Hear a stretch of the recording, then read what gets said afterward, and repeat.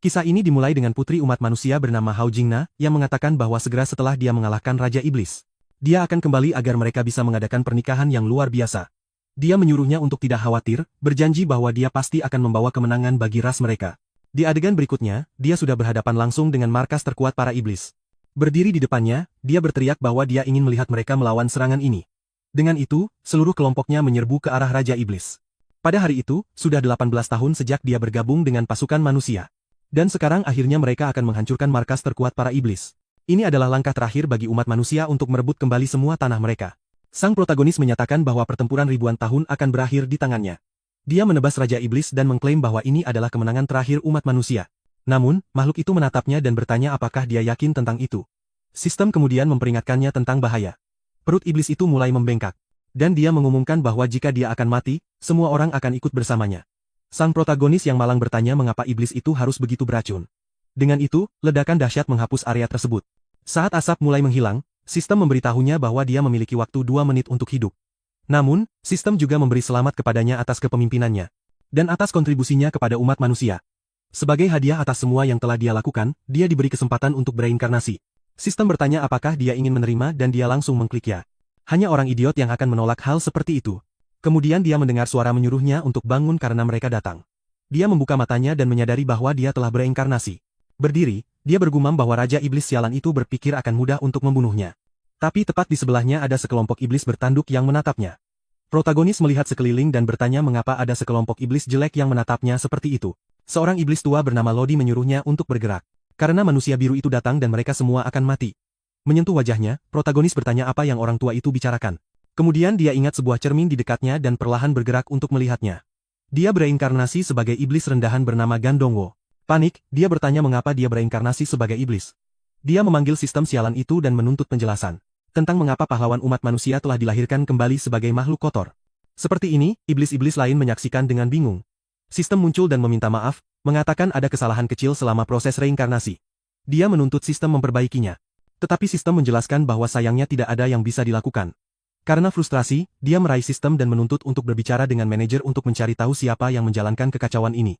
Sistem kemudian mengatakan akan mencoba menciptakan kesempatan baginya untuk dilahirkan kembali. Sebuah misi muncul. Dia dapat bereinkarnasi sebagai manusia jika dia mati lagi. Namun, bunuh diri tidak akan berhasil. Sistem menghilang di depan matanya. Iblis-iblis di sekitarnya bertanya apakah Gandongwo sudah gila sejak bangun.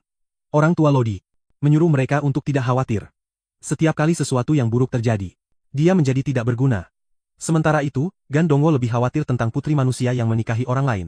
Seorang penyihir peringkat E bernama Lao Mayer mengatakan dia merasakan pasukan biru mendekat. Kecuali pemimpin mereka yang berperingkat B. Mereka tidak memiliki peluang melawan musuh-musuh ini.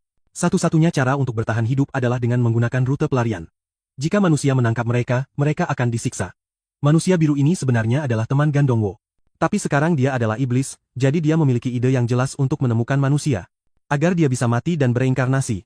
Dia menuju gua. Iblis-iblis bertanya apa yang dia pikirkan sedang dia lakukan. Orang tua itu memperingatkannya untuk pergi karena itu penuh dengan manusia. Tetapi protagonis mengatakan melarikan diri tidak akan menyelesaikan masalah siapapun. Dia akan memberi mereka waktu sebanyak mungkin sehingga mereka bisa melarikan diri. Yang lain terkesan. Dan bertanya apakah ini adalah pengecut yang selalu mereka kenal. Tiba-tiba Gandongwo merasakan sesuatu. Lingkaran sihir muncul di atas dan bebatuan mulai berjatuhan. Ketika dia melihat, satu-satunya jalan keluar benar-benar terhalang. Kemudian langkah kaki kecil mendekat. Putri Raja Iblis, iblis peringkat B bernama Liu Bingi mengatakan mereka tumbuh bersama. Dia menolak untuk meninggalkan siapapun di saat seperti ini. Tetapi Gandongwo sudah ingin membunuh gadis ini yang menolak untuk membiarkannya mati. Dia bersiap untuk meninjunya, menyuruhnya untuk melupakannya. Dia meninju batu itu tetapi dia akhirnya kehilangan kesehatan. Sebaliknya, dia berbalik dan menyebutnya bodoh sambil memikirkan betapa sakitnya tangannya. Liu Bingi yang malang bertanya-tanya mengapa dia dimarahi. Sementara itu, Lodi bertanya bagaimana dia berani berbicara dengan keluarga kerajaan seperti itu. Gandongwo menjawab bahwa mereka tidak boleh meremehkan tekad seorang pria untuk mengorbankan dirinya untuk orang lain. Liu Bingi tersipu. Karena dia tidak pernah memperhatikan betapa jantan dan beraninya anak laki-laki ini. Namun yang lain mulai mengatakan bahwa jika orang gila itu ingin mati, mereka harus membiarkannya. Lagi pula, semua orang perlu melarikan diri. Gandongwo mengatakan bahwa semua yang telah mereka lakukan adalah bersembunyi dan bertanya apa yang begitu menakutkan tentang manusia. Mengklaim bahwa dia adalah iblis pemberani. Demi keselamatan semua orang, dia akan mati dengan bermartabat. Kelompok itu terkesan. Sementara Gandongwo dengan putus asa memohon mereka untuk mempercayai omong kosong ini. Masalahnya adalah Liu Bingi sedang emosional sekarang. Lodi mengatakan lebih baik membiarkan anak laki-laki itu pergi karena dia tampak begitu bertekad. Dengan itu, Gan Dongwo dengan senang hati melangkah pergi. Dan memang dia segera berhadapan langsung dengan manusia. Membuka lengannya lebar-lebar, dia mengejek mereka untuk mendatanginya, menyebut mereka sekelompok tentara lemah. Dan menantang siapapun yang cukup berani untuk membunuhnya. Manusia bergegas ke arahnya berteriak tentang bagaimana mereka baru saja menerima target gratis. Gan Dongwo sangat gembira berpikir dia akhirnya akan bereinkarnasi dan kembali menjadi manusia. Namun sebuah panah tiba-tiba terbang dan mengenai salah satu manusia di dada. Seketika kepanikan terjadi saat manusia berteriak bahwa itu adalah jebakan. Lodi yang telah memasuki keadaan mulia telah naik ke peringkat B+ menyatakan bahwa sudah 3 tahun sejak dia merasakan sensasi pertempuran. Seperti yang dia lakukan saat bertarung bersama Raja Iblis. Sistem menjelaskan bahwa iblis dapat memperoleh lonjakan kekuatan sementara. Ketika dalam keadaan emosi yang meningkat. Gan Dongwo yang malang hancur. Lodi kemudian menjelaskan bahwa sejak kematian Raja Iblis, kurangnya perlawanan telah memungkinkan manusia untuk terus menyerang tanah iblis. Karena iblis terus melarikan diri, manusia berasumsi bahwa mereka lemah dan terus mengambil segalanya.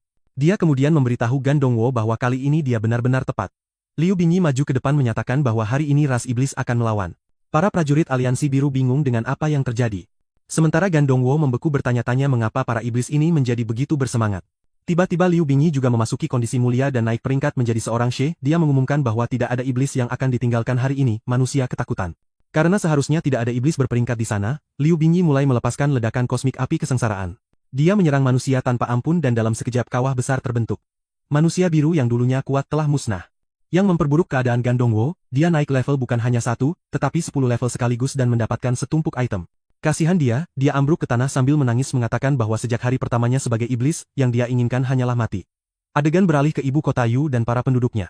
Seorang iblis bertanduk bernama Kayan Duco, meskipun menyebut mereka bertanduk agak tidak ada gunanya karena semua orang pada akhirnya ditanyai tentang rencana yang gagal.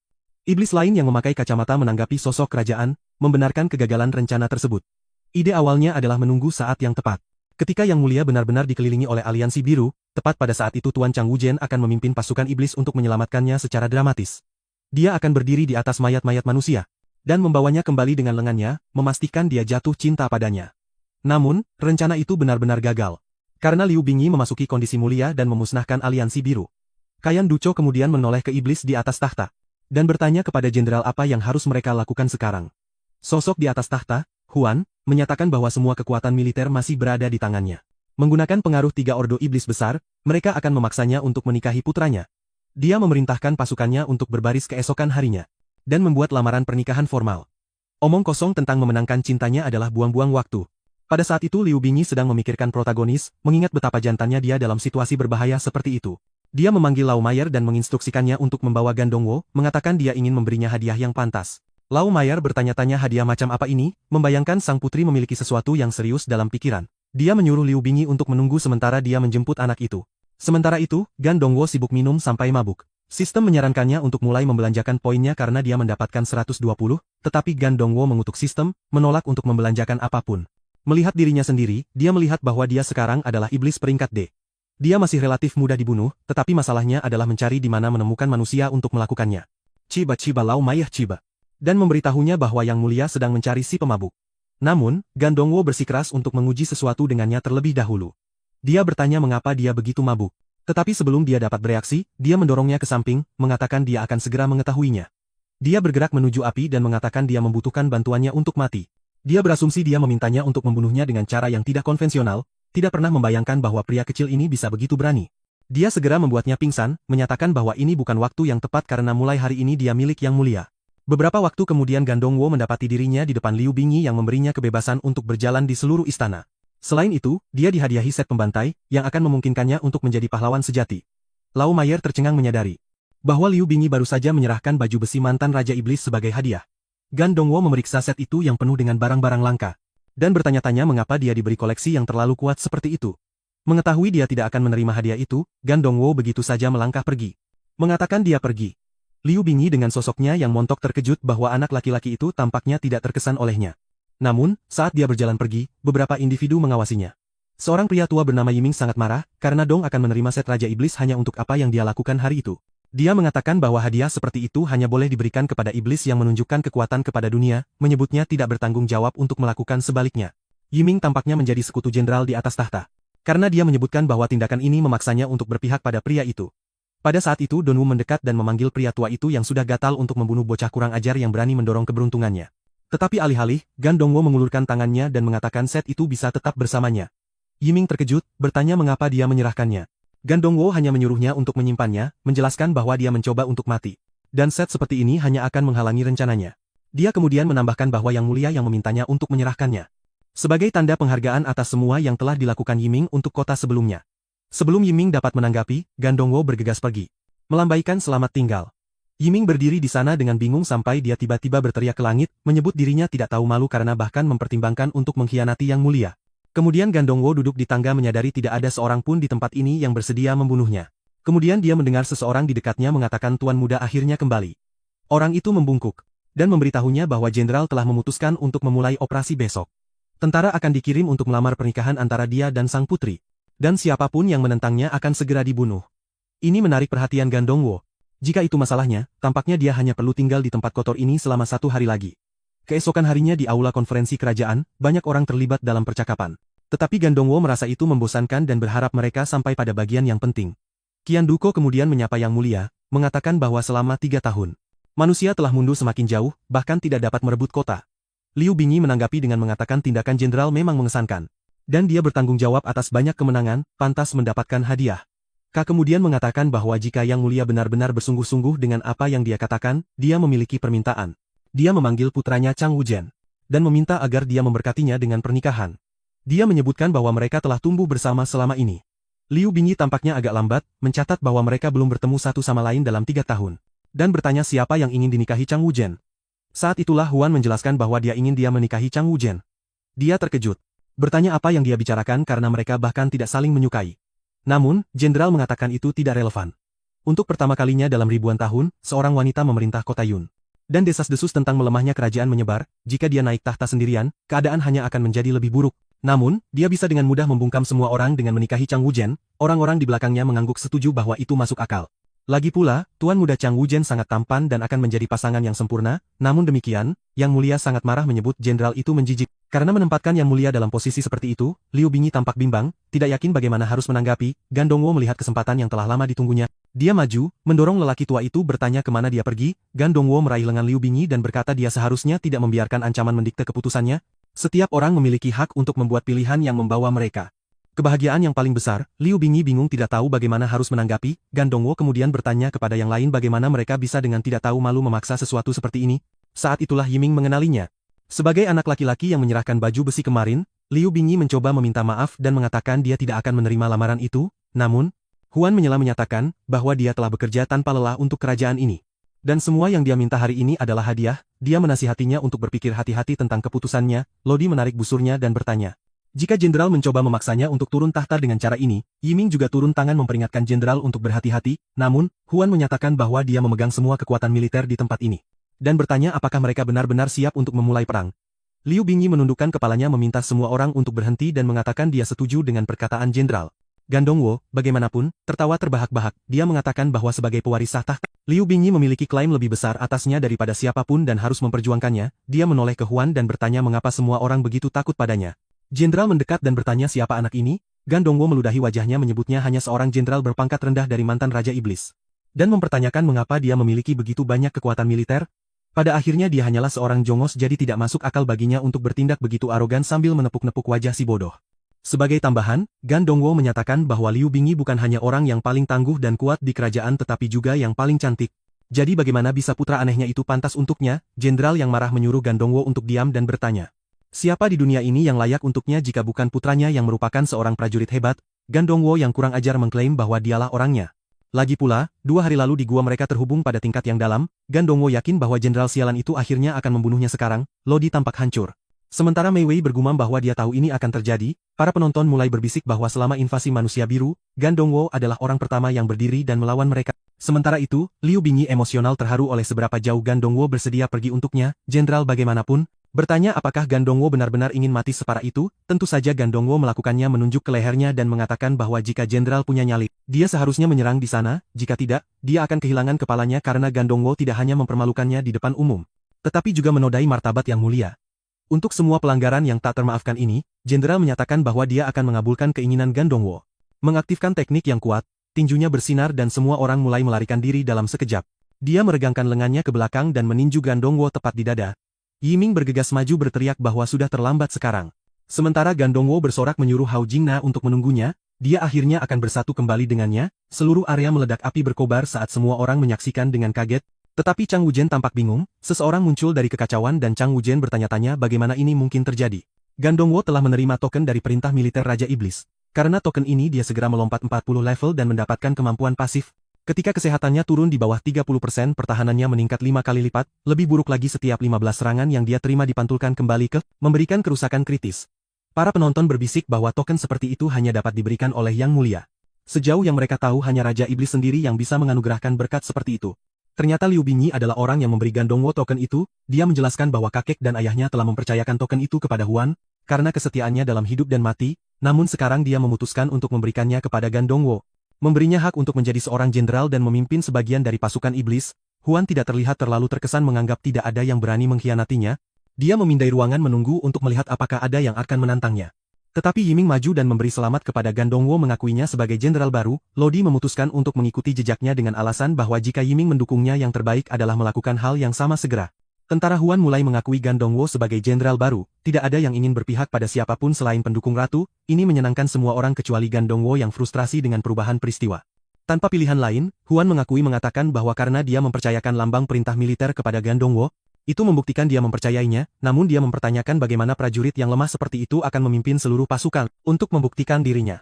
Gandongwo perlu memimpin tim melalui gua iblis kuno ujian bertahan hidup hanya untuk mereka yang dianggap layak oleh raja-raja zaman dahulu. Para tetua berteriak pada Yuan menyebut ujian itu konyol, karena tidak ada yang selamat dari gua dalam 100 tahun terakhir. Liu Bingyi setuju menunjukkan bahwa tempat itu dianggap terlarang karena semua orang yang masuk mati.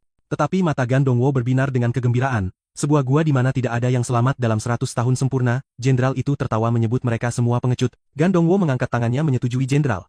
Dan bertanya di mana gua iblis kuno ini, dia siap untuk pergi sekarang, teman-temannya terbelalak tak percaya. 200 tahun yang lalu selama krisis besar Raja Iblis mengorbankan dirinya untuk melindungi rakyatnya. Menyegel elemen iblis terakhir di gua untuk diklaim oleh raja berikutnya. Namun tidak ada iblis yang berhasil lulus ujian sejak saat itu, Yiming menjelaskan bahwa memasuki gua membutuhkan setidaknya 2 orang. Siapa lagi yang berani pergi dengan Gandongwo? Para prajurit bergumam di antara mereka sendiri bertanya-tanya siapa yang cukup gila untuk menjadi sukarelawan. Jenderal menyatakan bahwa jika Gandongwo ingin mengikuti ujian terserah dia untuk mencari pasangan.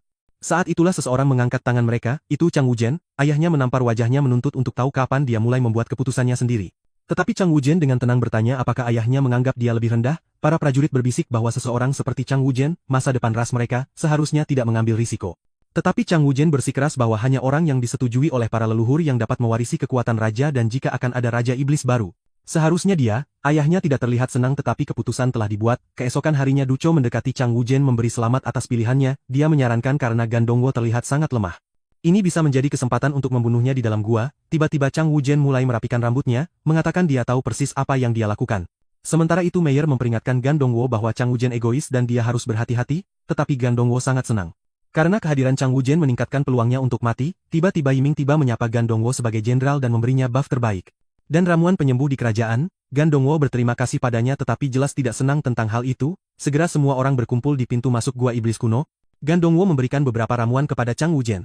Fire bertanya, apakah mereka siap dan Liu Bingyi berdiri kuat dan perkasa memberitahu Gandongwo bahwa dia harus bertahan hidup. Sementara Lu Jian menatap ke depan menyatakan bahwa Raja Iblis berikutnya dari tempat ini akan segera lahir. Formasi aktif dan lingkaran emas menghilang membawa keduanya bersamanya. Di dalam gua Gandongwo membuka misi ujian para leluhur. Monster peringkat D tak terlihat sudah mengamati mereka. Chang Wujen berkomentar bahwa dia bisa membayangkan jenis monster yang hidup di tempat ini. Gandongwo ingat bahwa Meyer memperingatkannya tentang Chang Wujen yang sangat berbahaya. Jadi dia tahu dia harus tetap waspada. Dia merentangkan tangannya lebar-lebar mengumumkan bahwa dia hanya mengenakan set armor putih, yang berarti statistik pertahanannya sangat rendah. Chang Wujen bingung tidak mengerti mengapa Gandongwo mengekspos dirinya seperti ini. Padahal mereka bahkan tidak tahu siapa musuh mereka. Tetapi yang tidak diketahui Chang Wujen adalah bahwa Gandongwo sangat ingin menunggu dia menikamnya dari belakang. Chang Wujen memanggil pedang merah dan Gandongwo semakin bersemangat yakin bahwa momennya akhirnya tiba. Tiba-tiba seseorang berteriak bunga. Saat sesuatu melintas melewati Gandongwo, seekor makhluk muncul dan dalam sedetik berikutnya ia sudah terbelah dua. Gandongwo bingung dengan potensi luar biasa Chang Wujen. Tetapi sebelum dia bisa bereaksi, segerombolan makhluk mulai menyerang mereka. Chang Wujen mengulurkan tangannya dan memanggil bunga lain. Saat makhluk-makhluk itu mendekat, dia melepaskan rentetan kelopak ke udara, ledakan energi tiba-tiba dari tangannya menciptakan tebasan yang tak terhitung jumlahnya. Mencabik-cabik makhluk-makhluk itu, Chang Wuzhen berkomentar bahwa itu mengesankan, Gan Dongwo sudah mendeteksi kelelawar jiwa itu. Menggunakan dirinya sebagai umpan untuk memancing semua makhluk dan kemudian melenyapkan mereka dalam satu gerakan adalah strategi yang cerdas. Namun Chang Wuzhen memperingatkannya untuk tidak berpikir mereka setara hanya karena hal seperti itu, Gan Dongwo langsung setuju. Mengatakan dia tahu dia tidak berada di dekat level luar biasa Chang Wuzhen, bukan orang yang rendah hati, Chang Wuzhen menjawab dengan, tentu saja, adegan beralih. Saat Chang Wuzhen melepaskan tebasan pemusnahan dan mengaktifkan bilah bunga, Gan Dongwo tercengang, rencananya adalah ditikam dari belakang oleh orang ini tetapi Chang Wuzhen sangat kompetitif sehingga dia menyerbu ke depan membunuh semua monster sebagai gantinya. Lebih buruk lagi karena Chang Wuzhen tidak berhenti membantai makhluk-makhluk itu, mereka semua fokus padanya meninggalkan Gan Dongwo tanpa bahaya sama sekali. Tetap saja Gan Dongwo bertekad untuk akhirnya menarik semua perhatian monster itu pada dirinya sendiri. Dia menyadari dia memiliki 408 poin untuk dibelanjakan dan bertanya-tanya apakah dia bisa menggunakannya untuk membantu rencana ini. Kemudian Chang Wuzhen berkomentar bahwa menurut peta mereka telah mencapai bagian terdalam gua, yang membuatnya aneh adalah bahwa Gan Dongwo belum membunuh satu monster pun, Chang Wuzhen tidak ingin mempercayainya. Tetapi mungkin Gan Dongwo benar-benar hanya orang lemah yang menumpang pengalamannya. Tiba-tiba tanah mulai bergetar, ruang bawah tanah aktif dan sebuah misi muncul. Lindungi para pembawa pesan Raja Iblis. Itu adalah misi dengan tingkat kesulitan tinggi dengan batas waktu 20 menit, gerombolan makhluk muncul mengelilingi mereka, ekspresi Chang Wuzhen berubah seketika, dia mengaktifkan kemampuan bunganya dan melemparkannya ke salah satu makhluk tetapi ia dengan mudah memblokir serangan itu, makhluk itu membuka tangannya dan menembakkan laser ke langit. Menyetrum meteor yang menabrak Chang Wuzhen, ledakannya dahsyat tetapi Chang Wuzhen selamat. Tetapi sebelum dia bisa mundur, serangan lain datang dari dalam kobaran api. Sementara itu Don Will sangat senang, dia mengalokasikan semua 480 poin ke kekuatan meninggalkan pertahanannya pada minimum mutlak, dengan cara ini dengan satu serangan. Dia berencana untuk menarik setiap fokus makhluk itu pada dirinya sendiri. Chang Wuzhen yang berjuang meyakinkan dirinya sendiri bahwa Don Will jelas tidak dapat dibandingkan dengannya di alam semesta ini, sekarang jelas bahwa Gan Dongwo lemah. Chang Wuzhen melepaskan teknik pamungkasnya menyebabkan hujan duri menghujani makhluk-makhluk itu. Namun tidak ada yang terjadi. Berdiri di depan makhluk terbesar, Chang Wuzhen menuntut kematiannya, duri yang tertanam di tanah meledak. Tetapi monster itu tetap hampir sepenuhnya utuh dengan 90% pertahanannya masih aktif, Chang Wuzhen bingung, dia telah menggunakan teknik terakhirnya. Dan makhluk itu pada dasarnya kebal, ia membalas dengan menembakkan energi ungu ke arahnya saat semua makhluk berkumpul, Chang Wuzhen mendapati dirinya dikelilingi. Sementara itu Gan Dongwo dengan santai berjalan mendekat, dia menyelinap di belakang makhluk besar itu dan mempersiapkan serangan kejutan, dia mendaratkan pukulan kuat menciptakan lubang menganga di tubuh makhluk itu. Seketika setiap monster lain mengalihkan perhatiannya ke Gan Dongwo melemparkan Chang Wuzhen ke samping dan menyerbunya, Gan Dongwo tercengang oleh kekuatan yang sekarang dimilikinya. Dia tidak pernah membayangkan bahwa 480 poin dalam kekuatan akan sangat efektif, Chang Wuzhen di sisi lain bingung menyimpulkan bahwa monster itu pasti memiliki titik lemah di punggungnya. Akhirnya masuk akal baginya, Gan Dongwo tidak menyerang. Karena dia menyadari ini sejak awal dan dengan sengaja menciptakan kesempatan yang sempurna, sekarang dikelilingi oleh monster. Gan Dongwo menerima pemberitahuan sistem, kamu menarik perhatian semua makhluk. Berdiri dengan percaya diri dengan tangan disilangkan, Gan Dongwo menyeringai, strateginya akhirnya berhasil dan dia menjadi satu-satunya target monster itu, salah satu makhluk rangka melompat ke arahnya. Dan Gan Dongwo yakin itu akan menghabisinya, dia memberi isyarat dengan jarinya. Mengejeknya untuk menyerang, dia membuka lebar tangannya dalam perayaan, akhirnya dia akan menjadi manusia lagi. Namun, tepat saat monster itu akan menyerang, sebuah bunga muncul dari belakangnya. Chang Wuzhen mengaktifkan peralihan pedal penusuk. Chang Wuzhen berhasil menebas makhluk itu, membuat Gan Dongwo terpana saat sisa-sisanya jatuh ke tanah. Hanya 3 utusan yang tersisa.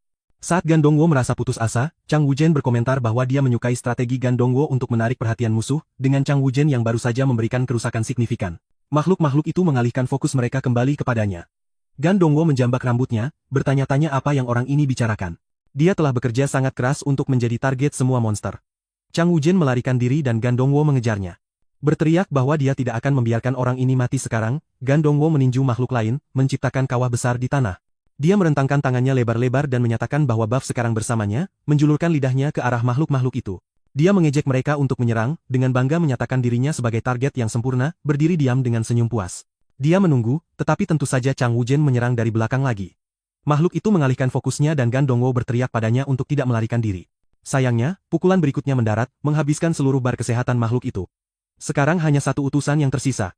Dongwo bergegas ke arahnya, memohon demi Tuhan, pukul aku saja. Makhluk itu mengangkat pedangnya, mengarahkannya padanya. Gan Dongwo tersenyum, siap untuk akhirnya menemui ajalnya. Namun, sebelum serangan itu bisa mendarat, tebasan lain menyerang dari belakang, membelah makhluk itu. Sisa-sisanya jatuh ke tanah dan semua musuh telah dikalahkan. Chang Wuzhen memuji Gan Dongwo, mengatakan bahwa naluri tempurnya benar-benar luar biasa. Dia mengakui dia tidak menyangka mereka akan bekerja sama seefisien ini. Namun, Don Wu sangat marah, dia tidak pernah menginginkan kerja tim sejak awal. Chang Wuzhen mencoba untuk bersikap ramah, mengakui bahwa dia biasanya tidak mengatakan hal-hal seperti ini. Namun, dia mengakui bahwa Donwu kuat, bahkan layak untuk bersaing demi kemuliaan terbesar di dunia bersamanya. Tiba-tiba tanah mulai bergetar, listrik berderak dari lantai saat sebuah suara bergema. Mengumumkan bahwa sudah berabad-abad sejak ada yang berani memasuki gua ini, suara itu mengatakan bahwa ia mengira tidak ada anak ajaib baru yang memiliki keberanian untuk menantang gelar Raja Iblis. Kilatan cahaya membutakan mereka berdua dan seekor naga biru besar muncul, memberi selamat kepada mereka karena telah lulus ujian. Namun, naga itu menyatakan bahwa tantangan sebenarnya dimulai sekarang. Hanya satu dari mereka yang bisa meninggalkan gua hidup-hidup. Mereka memiliki waktu 10 menit untuk bertarung sampai mati dan yang selamat akan mewarisi gelar Raja Iblis. Jika mereka menolak, keduanya akan mati di tangan naga. Chang Wujian tampak terguncang, menuntut untuk mengetahui mengapa mereka harus bertarung satu sama lain sampai mati. Dia ragu-ragu, tidak yakin bahkan sebagai masa depan ras iblis, dia tidak bisa mengukur kekuatan sejati Gan Dongwo. Sementara itu, Gan Dongwo sangat gembira, berteriak bahwa Tuhan telah memberinya hadiah. Akhirnya, kesempatan sempurna untuk mati telah tiba. Wu Jun melihat Dongwo menanggalkan bajunya. Menganggap lawannya sangat bertekad dan bertekad untuk tidak kalah, sementara Wu Jun bersiap untuk bertempur. Dongwo terus membuka pakaiannya, kehilangan 50 poin pertahanan saat dia membuang armornya, berdiri hanya dengan celana pendek dan ransel dimensinya. Dongwo berteriak pada Chang Wujian untuk cepat menyerangnya di dada. Untuk mengklaim gelar Raja Iblis, pukul aku saja. Gan Dongwo mendesak, satu serangan dan kamu akan menjadi yang terkuat dari generasi kita. Namun, Chang Wujian menjadi curiga. Mengapa Gan Dongwo setuju untuk datang ke tempat ini dan sekarang hanya selangkah lagi dari mengklaim gelar, ingin menyerah, itu tidak masuk akal. Gan Dongwo frustrasi. Dia bergumam pada dirinya sendiri tentang betapa keras kepalanya orang ini, berteriak lagi agar Chang Wujian mengambil hadiahnya. Chang Wujian menempatkan pedangnya di leher Gan Dongwo dan berkata, kamu telah mendapatkan kepercayaan dari Yang Mulia, kekuatan militer, dan kekuatan luar biasa, bahkan dengan serangan normal kamu telah mengalahkan iblis peringkat A+. Jika kita bertarung serius, aku mungkin bahkan tidak menang, jadi mengapa kamu mencoba menyerah? Gan Dongwo menjawab bahwa kota Yan berarti keluarga Huan. Jenderal Huan telah mengikuti perintah raja selama bertahun-tahun. Dan mengorbankan segalanya untuk tempat ini, dia adalah pahlawan sejati negeri ini. Sementara Gan Dongwo hanyalah anak beruntung yang hidupnya tidak sebanding dengan seorang jenderal dan putranya yang ajaib, demi kebaikan ras iblis. Gan Dongwo bersikeras dia harus mati di sini. Chang Wujian menundukkan kepalanya, mengingat kata-kata ibunya bahwa dia harus tumbuh menjadi anak laki-laki dengan hati emas. Dia menyadari bahwa ras iblis hanya akan benar-benar menjadi kuat jika mereka bersatu. Menonaktifkan pedangnya, Chang Wujian mengakui dia telah dipermalukan. Anak laki-laki di depannya yang bersedia mengorbankan dirinya untuk ras iblis adalah hati emas yang sebenarnya. Sementara itu, Chang Wujian telah memasuki gua ini dengan niat membunuh Gan Dongwo dari belakang, sulit untuk mengakui tetapi dia telah memprioritaskan gelar Raja Iblis di atas kebaikan ras iblis. Naga itu menyela, mengingatkan mereka bahwa mereka hanya memiliki 8 menit tersisa sebelum keduanya mati. Gan Dongwo mulai berteriak, menuntut untuk mengetahui mengapa Chang Wujian belum membunuhnya. Chang Wujian dengan tenang berkata Raja Iblis berkata kita berdua mati dalam 10 menit. Jadi sementara itu, aku ingin mencoba sesuatu yang berbeda. Chang Wujian menyatukan tangannya, menyalurkan energi ke dalam teknik bunga pembubar yang besar. Energi mulai meluas, menyelimuti gua saat naga itu menyaksikan. Ledakan tiba-tiba menghancurkan seluruh gua. Naga itu meraung, menuntut untuk mengetahui bagaimana mereka berani mencoba menerobos penghalang. Baru 8 menit. Chang Wujian, sekarang dalam keadaan mulia, telah naik dari peringkat A ke peringkat A+. Dia menoleh ke Gan Dongwo, bertanya apa pendapatnya tentang bekerja sama untuk mengalahkan naga itu. Namun, Gan Dongwo tertawa terbahak-bahak, menyatakan mereka melebih-lebihkan diri sendiri. Chang Wujian berdiri dengan percaya diri, menyatakan bahwa dia sekarang merasa lengkap dengan kekuatan. Orang itu mengaktifkan peningkatan lain, melipat gandakan kekuatannya, dan menggandakan beberapa atribut lainnya. Gan Dongwo menyaksikan dari kejauhan, bergumam bahwa ini akan menjadi masalah, semakin rumit baginya untuk mati. Chang Wujian menyerang bos sambil mengaktifkan teknik ilusi, namun bos menembakkan laser langsung ke kepalanya, seolah-olah menguapkannya. Tapi tunggu, ternyata itu hanya ilusi dan Chang Wujian muncul dari belakang, memberikan 150 damage, sayangnya. Bos memiliki 99 HP, tanpa gentar Chang Wujian berpegangan pada langit-langit, membual tentang ketangguhannya sebelum melancarkan serangan lain. Sebuah laser datang ke arahnya, tetapi dia menghindar dan melepaskan rentetan tebasan. Masalahnya adalah setiap serangan hanya menghasilkan 220 atau 100 damage. Hampir tidak membuat goresan pada HP bos yang sangat besar. Meskipun damage-nya kecil, Chang Wujian berhasil menarik perhatian Raja Iblis, tiba-tiba awan asap tebal mengelilingi Chang Wujian, dia melihat sekeliling dengan bingung. Sebelum dipukul di wajah oleh ekor bos, benturan itu membuatnya terbang dan dia mendarat tepat di sebelah Gan Dongwo. Gan Dongwo sekarang ketakutan jika Chang Wujian mati. Dia mungkin mewarisi gelar Raja Iblis, naga besar itu mengangkat kepalanya mempersiapkan serangan, ledakan itu mengenai dada Gan Dongwo. Dia dibombardir dengan serangan sementara Chang Wujian hanya berdiri di sana menyaksikan HP Gan Dongwo turun menjadi 1400 dan jatuh berlutut. Chang Wujian yang marah tergerak oleh betapa heroiknya Gan Dongwo menghalangi serangan fatal yang ditujukan padanya. Chang Wujian mengeluarkan ramuan dari sakunya, yang memulihkan 10.000 HP dan segera melemparkannya ke Gan Dongwo. Gan Dongwo melihat bilah HP-nya dan berbalik untuk mengutuk Chang Wujian. Tapi sudah terlambat, Chang Wujian sudah menyiapkan ramuan resistensi dan regenerasi. Rentetan ramuan menghujani Gan Dongwo, meningkatkan semua atributnya. Dengan enggan Gan Dongwo berterima kasih padanya sambil berdiri sekarang dengan buff penuh. Tapi Chang Wujian tidak membuang waktu menyerang bos dengan kecepatan seperti laser. Chang Wujian mendekat ke wajah bos. Mengepalkan tinjunya yang bersinar dengan energi hijau, berteleportasi dari bawah ke atas, Chang Wujian mendaratkan serangkaian pukulan. Namun bos berhasil melumpuhkannya dengan sebuah teknik. Meninggalkan Chang Wujian terbuka untuk serangan, tepat saat bos hendak menyerang, Gan Dongwo bergegas dari belakang. Melemparkan dirinya di depan Chang Wujian, dia menyatakan, aku akan menghalangi ini. Dia menerima laser lain tepat di perut, HP-nya mulai turun. Dan dia senang sampai Chang Wujian melemparkan ramuan lain padanya, menyembuhkan 5000 HP, Gan Dongwo dengan marah berteriak pada Chang Wujian untuk berhenti melemparkan ramuan. Tapi Chang Wujian hanya tersenyum dan berkata, jangan khawatir, aku akan selalu menjagamu, temanku. Bersama-sama mereka terus melawan Raja Iblis di dalam gua. Sampai bila HP bos akhirnya turun menjadi setengah, Lucian yang berjongkok berkomentar bahwa pada tingkat ini mereka mungkin benar-benar menang. Namun sistem memperingatkan mereka bahwa mencapai setengah HP telah memicu kemampuan pasif bos. Lex Return, skill peringkat SSS yang meregenerasi 100.000 HP per menit, Fusion Stun berseru bahwa ini tidak masuk akal bahkan jika mereka menyerang tanpa henti. Mereka tidak akan mampu mengungguli regenerasi, bos mengejek mereka mengatakan mereka terlalu lemah. Dan itu menggelikan bahwa mereka percaya mereka bisa membunuh dewa, dengan raungan memekakkan telinga bos memberikan damage besar pada keduanya, raungan itu memberikan banyak debuff. Termasuk racun yang menyebabkan kesehatan mereka terus menurun, kedua pejuang itu ambruk ke tanah, Gan Dongwo hampir menyerah. Sementara Chang Wujian mengaktifkan skill bertahan hidup sekali pakai yang menyelamatkannya dari kematian, dia berjuang untuk berdiri tetapi ramuan mereka benar-benar habis. Bos mengangkat kepalanya mempersiapkan serangan terakhir, kedua petarung tahu mereka telah kalah. Tetapi Gan Dongwo mengatakan mereka belum kalah, dia menjelaskan bahwa selama dia mati, Chang Wujian dapat menyelesaikan tantangan, meletakkan tangan di bahu Chang Wujian. Gan Dongwo menyuruhnya untuk mengklaim gelar Raja Iblis.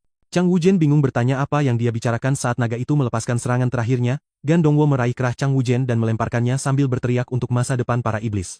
Chang Wujian di udara menyaksikan tanpa daya saat Gan Dongwo berdiri teguh. Sejenak Gan Dongwo berpikir bahwa untuk seorang iblis, Chang Wujian tidak terlalu buruk saat serangan itu menelannya. Gan Dongwo menguap, beberapa waktu kemudian cahaya keemasan turun dari surga menyinari Chang Wujian, naga itu memberi selamat kepadanya karena telah lulus ujian leluhur. Ia menjelaskan bahwa di masa lalu para leluhur mengorbankan hidup mereka untuk melindungi ras iblis. Raja Agung menyegel kemampuan paling berharga di dalam gua iblis.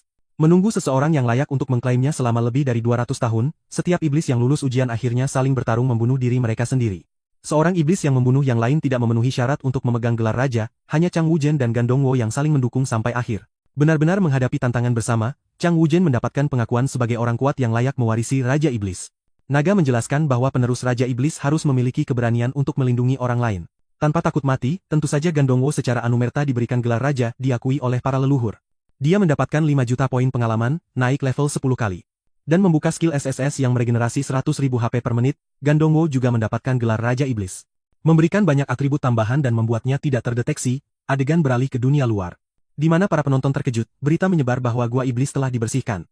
Gan Dongwo berkomentar bahwa ramalan itu mungkin benar-benar menjadi kenyataan, generasi ini dapat menyaksikan kebangkitan seorang Raja Iblis yang akan menyatukan kembali klan iblis. Liu Bingyi yang emosional mencatat bahwa Raja Iblis sejati terakhir adalah Liu Yan, salah satu iblis terhebat yang pernah hidup. Seorang raja sejati hanya muncul sekali setiap beberapa abad. Mereka memiliki aura yang membedakan mereka dari iblis lainnya. Seorang manusia berdiri dengan percaya diri menyatakan bahwa dia selalu percaya putranya akan menjadi kebanggaan surga. Itu adalah pemikiran yang wajar bahwa putranya akan menerima gelar raja. Namun, Wei Ming menyela dengan mengatakan, bukan putramu yang menjadi raja, itu adalah Jenderal Gan Dongwo. Mata orang banyak membelalak tak percaya. Sementara itu, Gan Dongwo berada di sudut yang tenang berbicara dengan seorang iblis wanita. Dia meminta lebih banyak minuman tetapi dia menolak mengatakan dia terlalu muda untuk itu. Gan Dongwo tampak sedih dengan kemampuan barunya untuk meregenerasi 100.000 HP per menit, sekarat menjadi mustahil. Dia meratap, mengatakan tidak mungkin dia bisa kembali ke dunianya sendiri sekarang. Hou Lin, orang yang dia impikan untuk bersamanya, tertinggal di masa lalu saat dia merana. Seseorang mengawasinya dari kegelapan. Gan Dongwo menyadari dan menoleh, sosok itu menghilang. Adegan beralih, memperlihatkan seorang gadis berambut hijau mencuri pandang padanya. Saat berikutnya, Gan Dongwo muncul tepat di belakangnya, bertanya mengapa anak nakal itu mengikutinya. Terkejut, dia terjatuh ke belakang. Dengan air mata di matanya, dia bersikeras bahwa dia tidak menakutkan dan dia tidak takut. Anak itu memperkenalkan dirinya sebagai Tan Xiao. Seorang iblis peringkat D, Don Wu tanpa gentar menuntut untuk tahu mengapa dia mengikutinya. Dia berdiri dan dengan gugup menjelaskan bahwa dia ingin dia menemaninya ke Gua Bailing. Sebelum Don Wu dapat menjawab, orang lain mendekat dan Tian Jiu menjelaskan situasinya. Dia telah menerima kesempatan untuk membuat 3 permintaan. Tetapi dia harus pergi ke Gua Bailing untuk mengklaimnya. Anak itu mengungkapkan bahwa dia ingin memasuki gua tetapi tidak diizinkan. Karena dia belum sepenuhnya berubah menjadi iblis dewasa. Tiba-tiba, seorang pengemis tua berteriak di telinga Gan Dongwo, memperingatkan bahwa itu jelas penipuan. Siapa yang akan percaya hal seperti itu, kata pengemis itu, tetapi Gandongwo yang penasaran bertanya kepada Tian Xiao apakah permintaan itu nyata. Dia ingat pernah mendengar tentang air mancur permintaan di dunia iblis. Dan dia sangat ingin menemukannya sendiri. Tian Xiao meyakinkannya, menjelaskan bahwa dia harus melewati tes yang tak terhitung jumlahnya dan menghabiskan 50.000 untuk mendapatkan kesempatan ini. Pengemis itu mencibir, menyuruh mereka berdua untuk berhenti tertipu oleh trik yang jelas seperti itu. Tetapi Tian Xiao tiba-tiba menjadi emosional, mengungkapkan bahwa ini adalah kesempatan terakhirnya. Dia bekerja tanpa lelah di klub Bailing untuk mendapatkan uang itu karena jantung ibunya gagal. Dan dia hanya punya waktu 1 bulan untuk hidup. Dia putus asa untuk menyelamatkannya. Pengemis itu bergumam bahwa hanya orang idiot yang akan pergi bersamanya, tetapi Gandongwo mengejutkannya dengan menyetujui dengan satu syarat, dia harus memberinya salah satu permintaannya. Aku akan meminta untuk bereinkarnasi sebagai manusia. Atau kehilangan semua kemampuan yang terlalu kuat ini, dia menyatakan. Chang Xiao yang gembira setuju untuk memberinya 2 permintaan jika dia membantunya. Frustrasi, pengemis itu pergi. Dan bergumam bahwa kedua orang gila ini pantas mendapatkan satu sama lain. Saat dia pergi, pengemis itu ingat bahwa Gua Bailin dikabarkan menampung kelompok pasar gelap yang sangat aktif baru-baru ini. Adegan beralih ke Gandongwo dan Tianjia yang berdiri di depan gerbang gua. Gandongwo menyerahkan undangan dan menyelesaikan pemindaian, memungkinkan pintu terbuka. Saat mereka berjalan melalui koridor, seseorang berkomentar ikan itu memakan umpan. Di ruangan lain, seorang iblis memerintahkan pintu disegel. Menjebak mereka di dalam. Seorang iblis bertanduk biru memperingatkan, jangan pukul mereka terlalu keras atau mereka bisa mati. Tiba-tiba, pintu mulai turun di depan Gandongwo dan Tan Xiao. Sosok dengan tangan yang mengeluarkan percikan api muncul di belakang mereka dan melompat maju untuk meninju. Tan Xiao memperingatkan Gandongwo untuk berhati-hati. Pukulan itu mendarat tepat di Gandongwo. Tetapi kemampuan pasifnya aktif, meniadakan semua kerusakan. Dia bahkan tidak bergeming. Dengan santai Gandongwo bertanya apakah ini Gua Bailing yang terkenal. Penyerang itu terkejut, menemukan sikap tenang Gandongwo yang meresahkan. Protagonis berkomentar bahwa dia di sini untuk mengumpulkan permintaan. Hanya untuk melihat seorang wanita yang tampak berbahaya di latar belakang. Gandongwo mulai mempertanyakan apakah mereka telah datang ke tempat yang salah. Iblis bertanduk biru tertawa, mengeyek kenaifannya karena mempercayai dongeng kekanak-kanakan seperti itu. Mereka mengungkapkan identitas asli mereka sebagai kelompok perdagangan manusia terbesar di Yun Dominion. Tipuan mereka tentang mengabulkan permintaan hanyalah jebakan untuk memikat korban ke dalam gua, di mana mereka bisa ditangkap dan dijual. Jika kamu patuh, iblis itu mencibir, kamu mungkin pergi dari sini dengan semua anggota tubuhmu utuh. Jadi jadilah anjing yang baik dan pahami situasimu. Seorang iblis menampar wajah Gandongwo, memerintahkannya untuk menyerah. Tetapi sebelum ada yang bisa memproses apa yang terjadi, iblis itu terlempar oleh pukulan santai dari Gandongwo, menancapkannya ke langit-langit. Gandongwo menghela nafas, bertanya, berapa kali ini akan terjadi? Sejak aku bereinkarnasi, itu selalu satu kekecewaan demi kekecewaan. Menyadari kekuatan Gandongwo, para iblis mempersiapkan diri untuk bertarung, menyatakan bahwa anak ini berbahaya. Tiba-tiba mesin diaktifkan. Dan para iblis melengkapi diri mereka dengan perlengkapan tempur canggih yang menyerupai Power Rangers dalam armor peringkat B+. Salah satu dari mereka berteriak, tunjukkan padanya bahaya sebenarnya dari dunia ini. 3 iblis melompat ke arah Gandongwo, berteriak bahwa mereka akan menghabisinya. Sementara itu, Gandongwo yang minum terlalu banyak sebelumnya, menjadi sedikit emosional. Gandongwo bergumam bahwa hidup sangat sulit akhir-akhir ini. Setiap kali dia mendekati kesuksesan, dia gagal pada saat ini. Dia merasa benar-benar frustrasi dan marah. Dia meninju tanah, menyatakan dia muak dengan semua ini. Dampaknya menciptakan gelombang kejut besar yang melemparkan semua orang ke seberang ruangan dan menghancurkan armor mereka. Sementara itu, Dangwo menangis sepenuh hati. Para iblis sekarang berlutut memohon ampun dan meminta untuk diizinkan pergi. Salah satu dari mereka mengaku bahwa mereka dipaksa ke dalam situasi ini. Dan tidak menikmati melakukan hal seperti itu. Mendengar ini, Dangwo menuntut untuk mengetahui siapa orang-orang kuat di balik operasi ini. Iblis yang diinjak kakinya. Mengungkapkan bahwa orang yang paling kuat di Yun Dominion ada di belakang mereka. Dia mengklaim bahwa begitu jenderal tiba, Gandongwo pasti akan mati. Gandongwo bertanya-tanya siapa pemimpin ini. Tiba-tiba energi besar mulai terpancar dari pintu. Iblis di bawah kakinya mulai merayakan. Berteriak jenderal ada di sini. Selesai. Gandongwo berbalik untuk melihat sesosok berdiri di pintu, bertanya. Apakah kamu yang menyebabkan semua masalah ini? Pemimpin kelompok itu maju. Gandongwo menyipitkan mata dan menyindir. Kenapa dia terlihat seperti sepupu gemuk Duko yang memimpin para idiot ini? Seorang pelayan berteriak pada Dongwu untuk menjaga lidahnya dan menunjukkan rasa hormat, bertanya apakah dia tidak tahu siapa yang dia ajak bicara. Pemimpin itu memperkenalkan dirinya sebagai Dupang, membenarkan bahwa dia memang saudara Yuko. Dupang menegur bawahannya, mengatakan, kalian orang bodoh tak berguna membiarkan namaku terucap seperti itu tidak dapat diterima. Pelayan itu merendahkan diri, bersikeras dia tidak akan pernah sengaja mengungkapkan informasi seperti itu. Tetapi Duping mengabaikannya, bergumam tentang ketidakmampuan. Dia kemudian mendekati Gandongwo, menyatakan bahwa dia tahu terlalu banyak dan harus mati. Gandongwo tanpa gentar berkomentar bahwa Dupeng terlihat kuat, dan bahwa dia bersemangat untuk melihat apa yang mampu dia lakukan. Dengan seringai, dia memberitahu Dupeng, aku akan memberimu 10 menit untuk mencoba membunuhku. Jika kamu tidak bisa, aku tidak akan begitu berbelas kasih. Para iblis di sekitarnya bingung dengan keberanian Gan Dongwo dan Duping mengerutkan kening, mempertanyakan omong kosong apa ini tentang 10 menit. Mempersiapkan tinjunya. Dia menyombongkan diri akan memenggal kepala Gan Dongwo dalam 1 detik. Pelayan bersorak, mengklaim itu adalah serangan terkuat sang jenderal. Dupeng menarik kembali tinjunya dan melayangkan pukulan penuh kekuatan ke Gan Dongwo, menghasilkan 500 damage, tetapi dalam hitungan detik. Dangwo memulihkan 800 HP dari regenerasi pasifnya. Dupeng tercengang saat Dangwo berdiri di sana dengan bar kesehatan penuh. Sambil menyeringai, sepertinya itu tidak berhasil. Dangwo mengejek, mungkin coba jurus spesial? Dupeng yang marah bergumam bahwa dia tidak menyangka pecundang ini punya kemampuan. Gan Dongwo menyuruhnya berhenti membuang-buang waktu, mengingatkannya bahwa 10 menit terus berjalan. Dupeng kini semakin murka. Melancarkan combo pukulan, mendaratkan 8 pukulan berturut-turut di wajah Gan Dongwo. Tubuh bocah itu sempat terhuyung ke tanah. Tetapi bar kesehatannya tetap utuh. Dupeng yang kelelahan berhenti, mencoba mengatur napas. Gan Dongwo yang terbaring di lantai. Mendongak dan bertanya sinis, kenapa berhenti? Sudah lelah? Ejekannya semakin membuat Dupeng geram. Dan sang jenderal melompat ke udara, mempersiapkan serangan meteor. Serangan itu mengenai Gan Dongwo secara langsung, tetapi mengaktifkan kemampuan pasif serangan baliknya. Gelombang kejut dahsyat dari Dupeng membuatnya terlempar, menerima 2.800 damage di wajah. Terhuyung mundur, dia menatap Gan Dongwo dengan tidak percaya, mencoba memahami apa yang terjadi. Pelayan itu akhirnya menyadari siapa Gan Dongwo, berbisik, itu kan si mesum yang membuat masalah di kastil. Dia pergi ke gua leluhur, bagaimana dia bisa hidup? Dupeng menyeka wajahnya dan mencibir, menyatakan, sekarang aku ingat Gan Dongwo, kau hanyalah iblis rendahan yang hanya bisa sejauh ini karena mengandalkan wanita. Aku, di sisi lain, adalah iblis kelas A dengan 2 jantung iblis. Calon komandan klan ini. Saat Dupeng menyombongkan diri, 1 set peralatan kelas A turun dari atas, melengkapi Gan Dongwo secara otomatis. Bocah itu bersorak, kini diperkuat dan mengejek Dupeng untuk menyerangnya lagi. Dupeng mengangkat tangannya ke langit, mengumpulkan kekuatannya dan menyerbu Gan Dongwo. Pukulannya mendarat berulang kali, menghasilkan 40 hingga 50 damage per hit. Namun, angka damage itu terlalu rendah dibandingkan dengan regenerasi pasif Gan Dongwo. Kemudian, saat serangan balik pasif Gan Dongwo aktif berkali-kali, Dupeng terlempar ke seberang ruangan. Menerima 3.000, 2.000, dan 10.000 damage. Bar HP-nya dengan cepat menipis hingga pukulan terakhir 8.400 membuatnya hampir kalah. Terjatuh ke tanah, pelayan itu berteriak memanggil sang jenderal, yang ambruk seperti karung kentang. Pasif pertahanan hidup Dupeng sendiri aktif, menyelamatkan nyawanya sekali, tetapi dia menjadi linglung, berjuang untuk berdiri. Dupeng menuntut. Kenapa kau masih berdiri di sana dengan bar kesehatan penuh?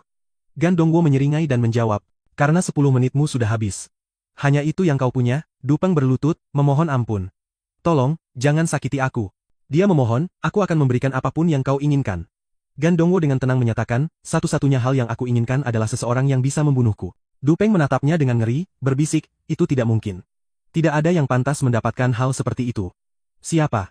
Siapa kau? Sebelum Gan Dongwo bisa menjawab, seseorang di ambang pintu memanggil sang jenderal. Itu Duko, yang masuk dan dengan dingin mengamati pemandangan itu. Pelayan itu memohon pada Dukeo untuk menyelamatkan saudaranya. Tetapi Dukeo menjawab, dia sendiri yang menyebabkan ini. Jika Gan Dongwo ingin membunuhnya, biarlah. Dukeo meminta maaf, mengatakan bahwa itu adalah kesalahannya karena membiarkan situasi ini meningkat. Gan Dongwo mengabaikannya, menjawab, terserah. Aku bahkan tidak peduli dengan nyawa si gendut itu. Sambil menendang kerikil dan bergumam tentang betapa lemahnya semua orang. Tetapi tiba-tiba dia berhenti, mengingat sesuatu. Berbalik, dia bertanya pada Dupeng, apa kau benar-benar bilang akan memberikan apapun yang aku inginkan? Dia mendekat, menyipitkan matanya. Dan bertanya apakah benar Dupeng memiliki 2 jantung iblis. Dupeng panik, menyangkalnya, menyebutnya tidak masuk akal dan mengklaim dia tidak akan pernah memiliki hal seperti itu. Adegan beralih ke rumah sakit, di mana Dupeng terbaring di atas ranjang dorong, memohon bantuan saudaranya, Dukeo. Tetapi para dokter menyiapkan anestesi, meyakinkannya, jangan khawatir. 2 jantung, kau tidak akan kehilangan satu pun. Di luar rumah sakit, Tanjiro berterima kasih pada Gan Dongwo dengan sangat, menyatakan bahwa tanpa dia, ibunya pasti sudah meninggal. Tetapi Gan Dongwo terganggu, dengan tidak sabar bertanya kapan keinginannya akan terwujud dan bertanya-tanya apa yang sedang dilakukan Howlin saat ini. Sementara itu, Dukao sedang berdiskusi dengan bawahannya tentang cadangan energi kerajaan iblis. Dukao menekankan pentingnya energi ini. Ini satu-satunya cara Dominion muda dapat membela diri dari manusia yang sudah maju. Adegan beralih ke armada pesawat ruang angkasa yang melayang di atas pangkalan. Seorang komandan berambut pirang mengangkat tangannya, memerintahkan pasukan untuk bersiap. Di bagian lain pangkalan, seseorang di balik tirai menyebutkan mereka melakukan ini untuk Xia Feng. Dong Wusil meratapi nasibnya, tiba-tiba teringat mengapa dia sangat merindukan gadis itu. Dia memiliki potensi dan sepertinya dia benar-benar menyukainya. Xiao Feng diperlihatkan bergumam bahwa, meskipun tubuh Gan Dongwo tidak bersamanya, dia merasa yakin mereka akan bertemu lagi segera. Gan Dongwo, bagaimanapun, dengan sinis membayangkan bahwa dia mungkin sudah bersama pria lain, membesarkan 5 anak sementara dia ditakdirkan untuk menjadi pecundang. Pada saat itu, sekelompok bandit menyergapnya, menyebabkan 100 damage. Dang Wo berteriak pada mereka. Apa kalian tidak makan dengan benar? Potong saja kepalaku. Para bandit yang bingung bergumam tentang orang gila macam apa yang sedang mereka hadapi. Sementara itu, Dang Wo yang putus asa bertanya-tanya mengapa tidak ada yang bisa membunuhnya. Tiba-tiba, Gandong Wo terbangun, berteriak agar seseorang membunuhnya. Dia menggelengkan kepalanya, bergumam bahwa dia terlalu banyak bermimpi akhir-akhir ini. Mayor masuk, menyambutnya kembali. Dan memberitahunya bahwa Yang Mulia telah memanggil rapat militer darurat. Damosografi mengikutinya saat adegan beralih ke rapat. Liu Bingyi memberitahu para jenderal bahwa pasukan manusia yang sangat besar sedang mendekati kota mereka. Serangan itu akan tiba lebih cepat dari yang diperkirakan. Dan terdiri dari lebih dari 10.000 tentara. Dia menjelaskan bahwa inilah mengapa dia memanggil para jenderal Yun yang paling penting untuk membahas strategi. Terakhir kali, mereka menghadapi pertempuran sebesar ini adalah 10 tahun yang lalu. Dan mereka nyaris selamat. Huan mengingat bagaimana mereka berhasil selamat dari serangan itu dengan menggunakan taktik gerilya dan membunuh pemimpin manusia. Itulah satu-satunya alasan Dominion Muda masih ada. Namun dia mengingatkan semua orang bahwa serangan sebelumnya melibatkan 5.000 tentara dan para iblis hampir tidak selamat, sekarang mereka menghadapi 2 kali lipat jumlah itu. Sementara kekuatan para iblis belum bertambah, mereka harus entah bagaimana bertahan, satu-satunya pilihan mereka adalah mengulur waktu sampai bala bantuan tiba. Berpaling ke Gandong Wo, Huan meminta pendapatnya tentang masalah ini, namun Gandong Wo hanya setengah mendengarkan, pikirannya berkecamuk. Dia menghitung bahwa jika 1.000 tentara dapat memberikan 100 kerusakan per menit, dia mungkin akhirnya menerima lebih banyak kerusakan daripada yang bisa disembuhkan oleh pasifnya. Dengan kata lain, dikelilingi oleh pasukan besar ini mungkin akhirnya membuatnya bisa mati.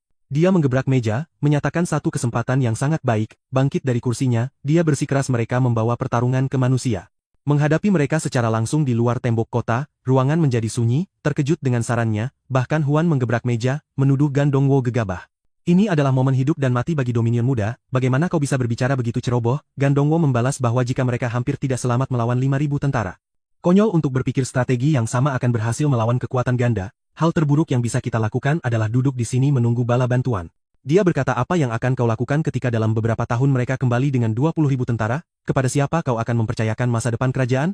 Kemudian dia menantang ruangan, bertanya mengapa tidak ada seorang pun di sini yang memiliki keberanian untuk mengambil kendali atas masa depan mereka sendiri. Dan omong kosong apa ini tentang para iblis yang tidak bertambah kuat, apakah kalian semua lupa siapa aku? Aku adalah peningkatan terbesar bagi kekuatan militer kita. Liu Bingyi, tampak emosional, mendengarkan dengan saksama saat gumaman menyebar di antara para jenderal, berkomentar bahwa ini adalah pertama kalinya mereka mendengar seorang raja iblis sejati berbicara. Tetapi Qi Wen menyela, menuduh Gandong Wo dengan gegabah mengirim ribuan iblis menuju kematian mereka. Dia menambahkan bahwa Gandong Wo belum pernah berada di medan perang. Dan tidak tahu betapa kejamnya itu, Gandong Wo membalas dengan mempertanyakan apakah Huan benar-benar percaya kemenangan akan datang tanpa risiko. Dia mengeyek gagasan untuk mengandalkan taktik gerilya yang ketinggalan zaman.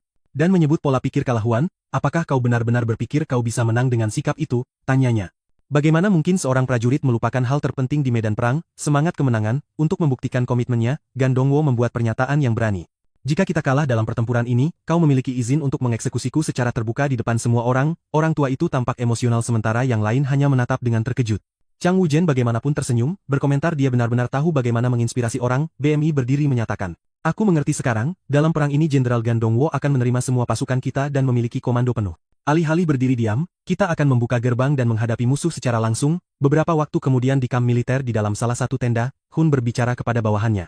Dia mengingatkan mereka tentang pertempuran yang tak terhitung jumlahnya yang mereka lawan melawan pasukan manusia, tetapi kali ini manusia tidak hanya lebih banyak, mereka juga jauh lebih kuat. Dia mengakui mereka tidak mungkin menang. Dan menolak untuk membiarkan para prajurit yang telah mengikutinya selama beberapa dekade membuang nyawa mereka, mengambil waktu sejenak untuk mengumpulkan pikirannya, dia mengangkat suaranya memerintahkan para perwiranya. Ketika kita dipanggil ke medan perang kali ini, tetaplah di kota, jangan ikuti perintah Gandong Wo. Jika Yang Mulia menyalahkan siapapun, aku akan bertanggung jawab penuh. Beberapa hari kemudian Legiun ke-21 dari wilayah suci mencapai Dominion Muda, melalui teropong seorang perwira manusia mengamati kota dan berkomentar. Jatuhnya kota Yun akhirnya menimpa kita, berpaling ke bawahannya. Dia memerintahkan mereka untuk memulai sirkus, perintahnya jelas tidak ada iblis yang boleh diampuni kali ini, rudal ditembakkan ke tembok kota, penjaga di benteng melihatnya. Dan mulai menggunakan sihir listrik untuk mencegat proyektil, untuk sesaat sepertinya rudal meledak tanpa bahaya di udara. Namun mereka terus maju melalui pertahanan magis, salah satu penjaga iblis langsung musnah. Sementara itu Gandong Wo menyaksikan dari tembok sambil menyeringai, mereka akhirnya tiba, katanya dari dalam asap, gerombolan robot mulai berbaris menuju kota. Saat serangan dimulai, Huan mendekati Gandong Wo, berpaling ke anak buahnya, Huan mengingatkan mereka tentang rencana yang mereka diskusikan. Namun kau dan para perwira itu tampak ragu, tidak yakin jenderal mana yang harus mereka ikuti. Don Wan memperhatikan keraguan itu dan berteriak memerintahkan semua orang untuk tetap berada di dalam tembok kota, suaranya membawa otoritas. Dan kata-katanya membuat semua orang terbelalak kebingungan, pertempuran ini, Gandong Wo menyatakan, hanya milik raja. Tanpa ragu-ragu dia melompat dari tembok, mendarat tepat di depan pasukan manusia yang maju, para prajurit manusia berhenti.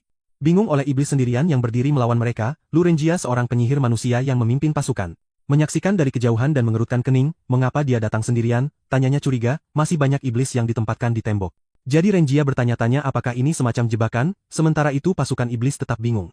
Tidak yakin mengapa Gandongwo memberikan perintah yang begitu gegabah, Huan yang menyaksikan dari tembok yakin Gandongwo sudah kehilangan akal sehatnya, ada puluhan ribu manusia di luar sana. Dia bergumam bagaimana dia berencana untuk menghadapi mereka sendirian, berdiri dengan berani di depan pasukan manusia, Gandongwo menyeringai, aku dengar manusia cukup kuat.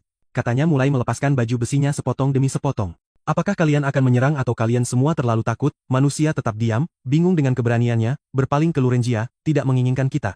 Di masa lalu aku memerintahmu, bukan? Jangan mengecewakanku sekarang, Rengia tampak kesal, mencibir. Gandongwo tahu Rengia benci dipermalukan dan melanjutkan provokasinya. Memunggungi pasukan dia menambahkan aku gatal, ada yang mau menggaruknya, ini terlalu berlebihan bagi Rengia yang membentak berteriak.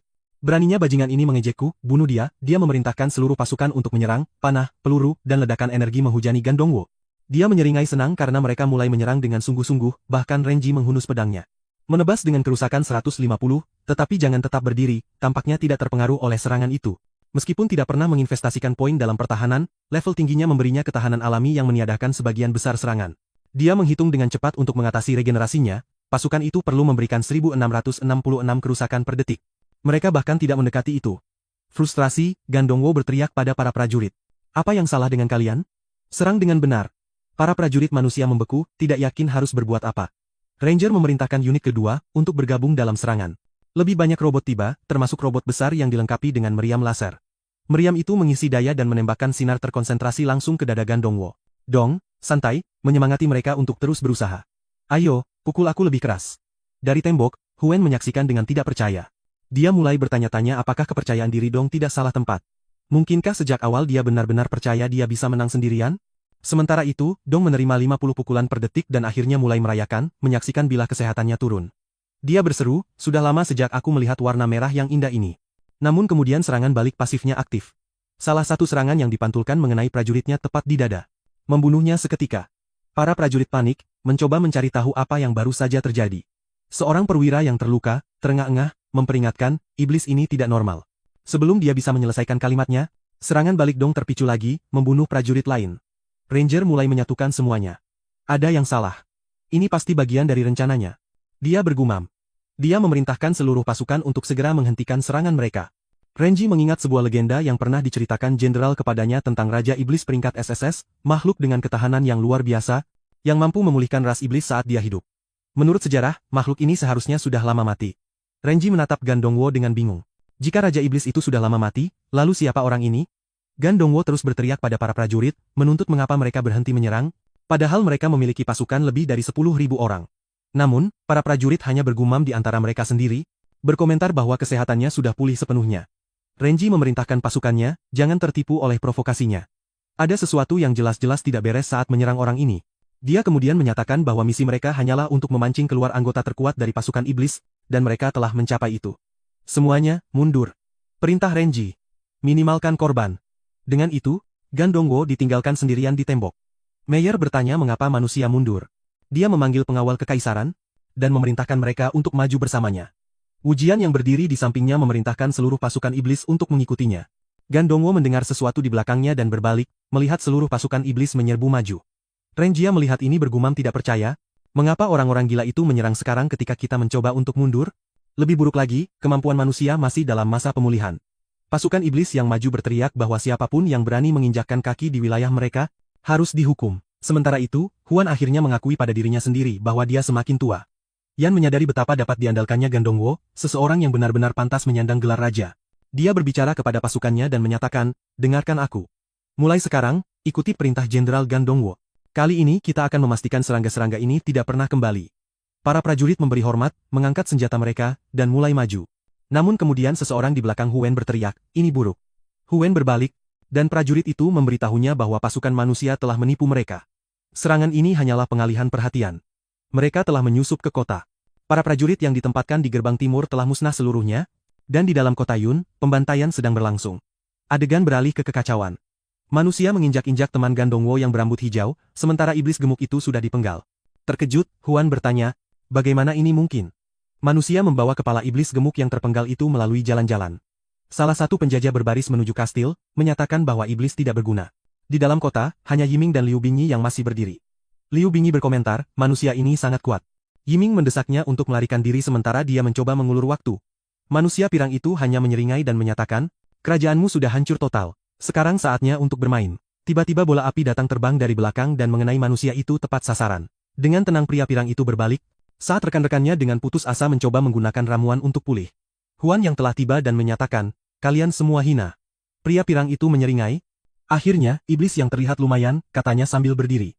Dia meregangkan tubuh dan berkomentar, saatnya untuk berolahraga. Para iblis dengan cepat menyadari aura ungu yang mengelilinginya, menyadari bahwa dibandingkan dengan manusia lain, yang satu ini sangat kuat. Huan tahu dia harus mengakhiri ini dengan cepat. Sambaran petir turun dari langit, menghantam kepala pria pirang itu dalam sekejap. Pria itu berubah menjadi naga. Ini adalah mode mengamuk, keadaan yang meningkatkan kekuatan sebesar 130% dan kesehatan sebesar 500%. Di tempat lain di kota, pertempuran berkecamuk. Gan Dongwo duduk putus asa. Yang dia inginkan hanyalah seseorang menyerangnya dan akhirnya mengakhiri hidupnya. Sejak bereinkarnasi ke dalam tubuh ini, rasanya semua yang dia dapatkan hanyalah cheat dan kemampuan yang terlalu kuat. Tidak peduli seberapa keras dia mencoba, kematian tampaknya mustahil. Tertawa dan menangis pada saat yang sama, Gan Dongwo menatap langit dan berteriak, apa yang kau inginkan dariku? Apakah kau benar-benar ingin aku menjadi Raja Iblis? Pada saat itu, sambaran petir menghantam Huan. Gan Dongwo bergegas ke tempat kejadian, terkejut menemukan semua orang mati. Dia bertanya pada dirinya sendiri mengapa iblis dan manusia berkelahi di tengah kota. Kemudian dia mendengar suara memohon seseorang untuk menyelamatkan putrinya. Melihat ke samping, Dongwo melihat seorang prajurit mengejek seorang pria, mengatakan mereka akan mengambil putrinya, dan tidak ada yang bisa dia lakukan untuk menghentikan mereka. Salah satu prajurit yang mengenakan topi mengejek sang ayah, mengatakan kepadanya bahwa mereka akan bersenang-senang dengan putrinya. Sang ayah yang terbaring di tanah berteriak agar mereka melepaskannya. Sebagai tanggapan, salah satu prajurit menikam tangan pria itu dan mencibir. Pada akhirnya, sang pemenang menjadi raja. Namun sebelum dia selesai, dia ditendang wajahnya dan diseret di tanah. Gan Dongwo menyaksikan, menyadari ada sesuatu yang sangat salah. Prajurit bertopi itu memperhatikannya, dan bergumam, kenapa masih ada iblis yang hidup? Mereka menjatuhkan gadis yang bertanggung jawab ke arah Gan Dongwo, berteriak bahwa mereka harus menghabisinya. Saat mereka mendekat, Gan Dongwo merenungkan bahwa perang adalah tempat yang kejam di mana para pemenang mengambil segalanya. Namun, dia sudah melarang umat manusia untuk terlibat dalam perilaku semacam ini. Dia memberikan pukulan dahsyat kepada salah satu prajurit, membuatnya terhempas ke tanah nyaris mati. Gan Dongwo menekannya di leher, dan pria itu, terengah-engah, bertanya-tanya bagaimana dia kehilangan semua HP-nya hanya dari satu pukulan. Omong kosong macam apa ini, iblis telanjang? Bisiknya. Gan Dongwo menuntut, legiun dan pasukan mana tempatmu berasal? Prajurit itu mengungkapkan bahwa mereka berasal dari legiun ke-21, pasukan ke-500 dan ke-11. Han Dongwo membeku karena terkejut. Itu adalah legiun lamanya. Para prajurit lain mulai berlari, berteriak bahwa iblis ini aneh. Gan Dongwo masih berusaha memahami apa yang terjadi, melirik ke samping dan melihat seorang prajurit mati, sementara yang lain sedang dihabisi di tanah. Mengamati kehancuran di sekelilingnya, Gan Dongwo bergumam, aku pernah berada di sini sebelumnya. Ledakan terus mengguncang kota, dengan bom yang menghancurkan bangunan di kiri dan kanan. Situasi di Yun mulai masuk akal baginya. Tiba-tiba, dia mendengar seseorang berkata, ibu disiksa sampai mati. Seorang ayah mencoba menenangkan putrinya, berkata, setidaknya kita masih memiliki satu sama lain. Dari atas, petir terus menyambar, menerangi kekacauan di bawah. Gan Dongwo berdiri di tengah hujan, menyaksikan naga itu turun. Pada saat itu, ingatannya mulai kembali. 6 tahun lalu, dia telah memimpin serangan ke sebuah kerajaan bernama Yun, dan makhluk terakhir yang dia kalahkan adalah naga iblis ini. Masalahnya adalah kemenangan itu terlalu mudah, dia hampir melupakannya. Sekarang Gan Dongwo mengingat sistem itu, dan kata-kata yang diucapkannya tentang reinkarnasi. Bukan hanya dia telah dihidupkan kembali, dia telah dikirim kembali 6 tahun ke masa lalu. Wahyu ini membuatnya mempertanyakan siapa yang memimpin pasukan ini, apa yang terjadi, dan di mana tubuh aslinya. Di langit, Changwu Zhenmei, putri kesayangan dari manusia sehat, mengamati kekacauan yang terjadi. Dia berkomentar bahwa kebencian antar ras berkobar lagi, mencatat bahwa Donwell selalu menjadi satu-satunya yang berdiri terpisah. Dia merenungkan bahwa perang hanya diperlukan ketika itu untuk perlindungan, tetapi umat manusia telah menggunakannya untuk menyebarkan kebrutalan yang tak tertandingi ke seluruh dunia. Sementara itu, Donald terus berjalan melalui reruntuhan kota, berusaha memahami semuanya. Sejauh yang dia ingat, pasukan ke-500 dan ke-11 memiliki keyakinan dan disiplin yang kuat. Ketika mereka mengalahkan naga iblis, mereka bahkan membebaskan iblis lainnya. Di tempat lain di kota, seorang pria menginjak Tam Xiao. Dia berteriak memanggil ibunya, yang menyuruhnya untuk tidak khawatir dan mendesaknya untuk melarikan diri. Tapi kemudian api biru menyala di dalam Tam Xiao, dan dia tampaknya kehilangan kesadaran. Bao Lai, salah satu kapten pasukan ke-500 dan ke-11, mengamati ini dengan geli. berkomentar tentang betapa banyak pesona yang dimiliki wanita iblis ini. Menyaksikan ini, Gan Dongwo menyatakan bahwa sesuatu yang benar-benar tak termaafkan baru saja terjadi. Adegan beralih ke sebuah pintu, di dalam, orang-orang merayakan, mengatakan bahwa nyonya rumah telah melahirkan seorang anak laki-laki yang sehat. Huwen membuka pintu dan bertanya di mana putranya, sementara para iblis di luar berkomentar bahwa mereka belum pernah melihatnya begitu bahagia.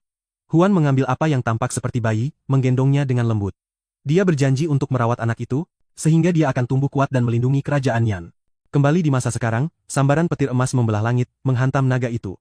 Terlepas dari ini, Hu dengan tegas menyatakan bahwa dia tidak akan pernah mengizinkan sampah seperti mereka untuk menghancurkan kerajaan Yan. Prajurit manusia yang menentangnya, bagaimanapun, tampak tidak terpengaruh. Dengan tenang dia berkomentar, untuk seekor naga, kau memiliki bar kesehatan yang cukup panjang. Tapi sudah waktunya untuk mengakhiri ini. Dia pergi ke arah Huan, memberikan serangan langsung ke kepala naga itu. Tebasan emas mengukir udara, dan menjadi jelas bahwa Huan tidak dapat menahan serangan ini. Manusia itu mendarat dengan gaya angkuh yang percaya diri. Satu tangan masih di sakunya. Huan kembali dari wujud naganya, menyadari bahwa manusia ini telah mempermainkannya sejak awal, dengan kekuatannya saat ini, tidak ada seorang pun di sini yang bisa melawannya. Prajurit manusia itu dengan dingin berkomentar bahwa dia masih belum puas. Mengangkat pedangnya, dia bersiap untuk menghabisi Huan, tetapi tepat saat dia menyerang, seseorang menghalangi serangan itu. Bingung, manusia itu mendongak saat para iblis melirik ke belakang mereka dengan kaget. Awalnya, Dalmo tampaknya telah turun tangan, tapi bukan, itu Chang Wujen yang telah tiba untuk melindungi ayahnya.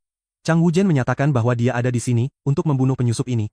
Huan Wen, bagaimanapun, memarahi Chang Wujen, menyuruhnya untuk berhenti bersikap bodoh dan memahami bahwa dia tidak memiliki kesempatan melawan lawan ini, tetapi Chang Wujen menjawab, bertanya, apakah hanya itu yang kau pikirkan tentangku?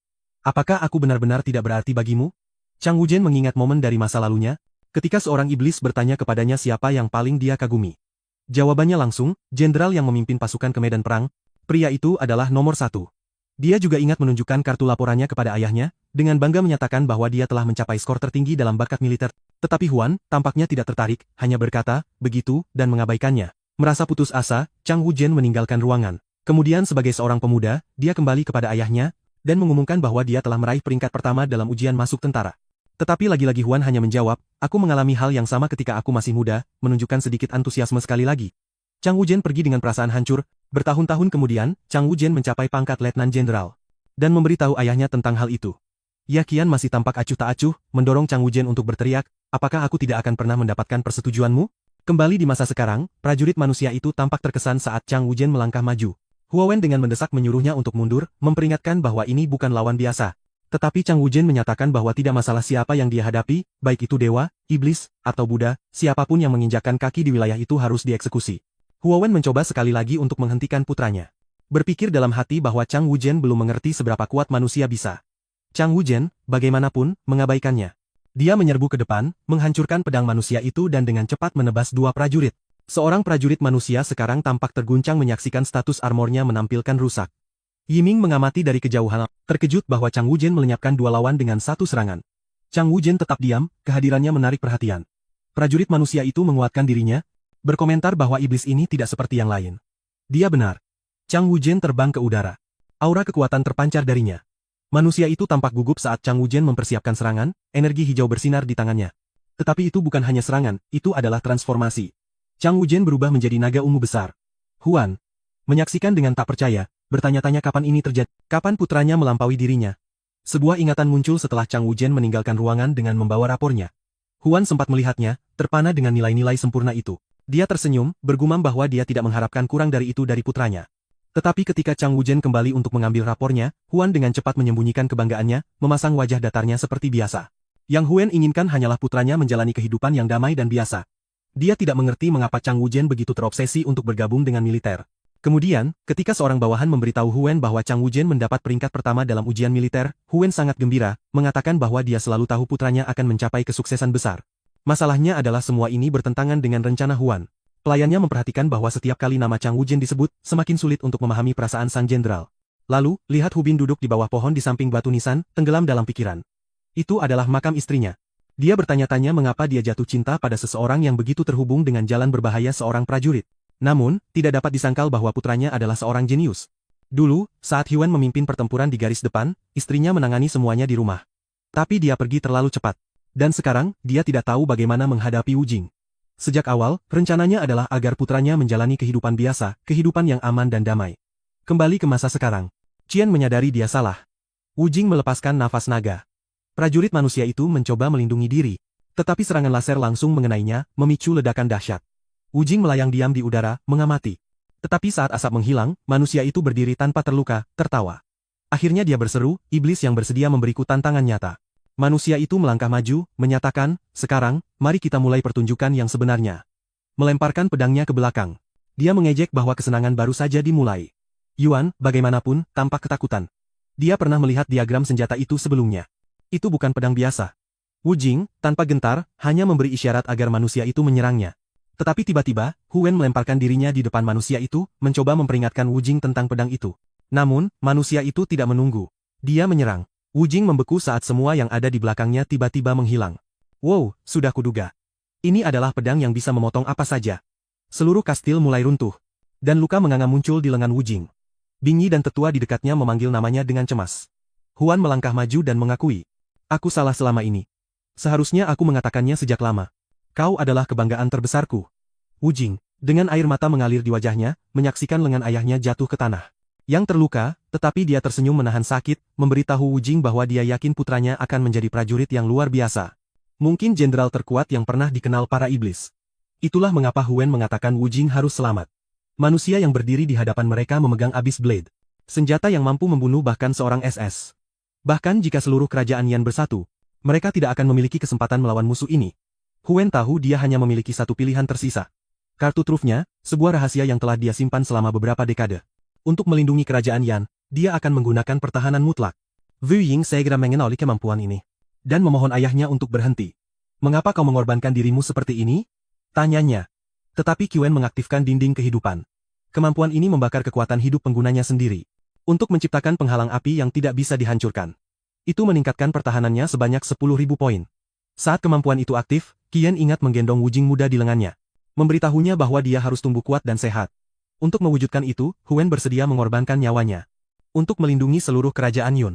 Tiba-tiba, Yiming berlari maju, meraih lengan Quen dan mendesaknya untuk mundur.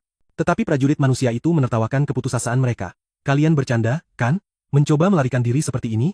Itu hanya menghina, ejeknya. Aku belum puas dengan penampilan ini, kata manusia itu. Aku ingin melihat keputusasaan semua orang. Tetapi kemudian sebuah suara memanggil dari belakangnya, menyuruhnya untuk tidak terburu-buru. Kita tidak bisa membiarkan orang ini mati semudah itu, kata suara itu.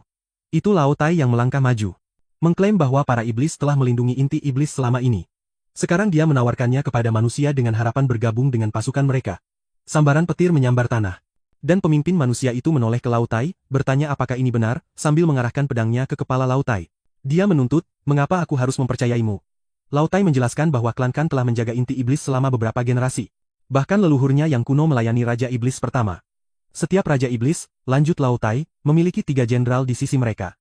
1 ahli dalam sihir dan pemerintahan, 1 mahir dalam pertempuran, dan 1 ahli strategi militer.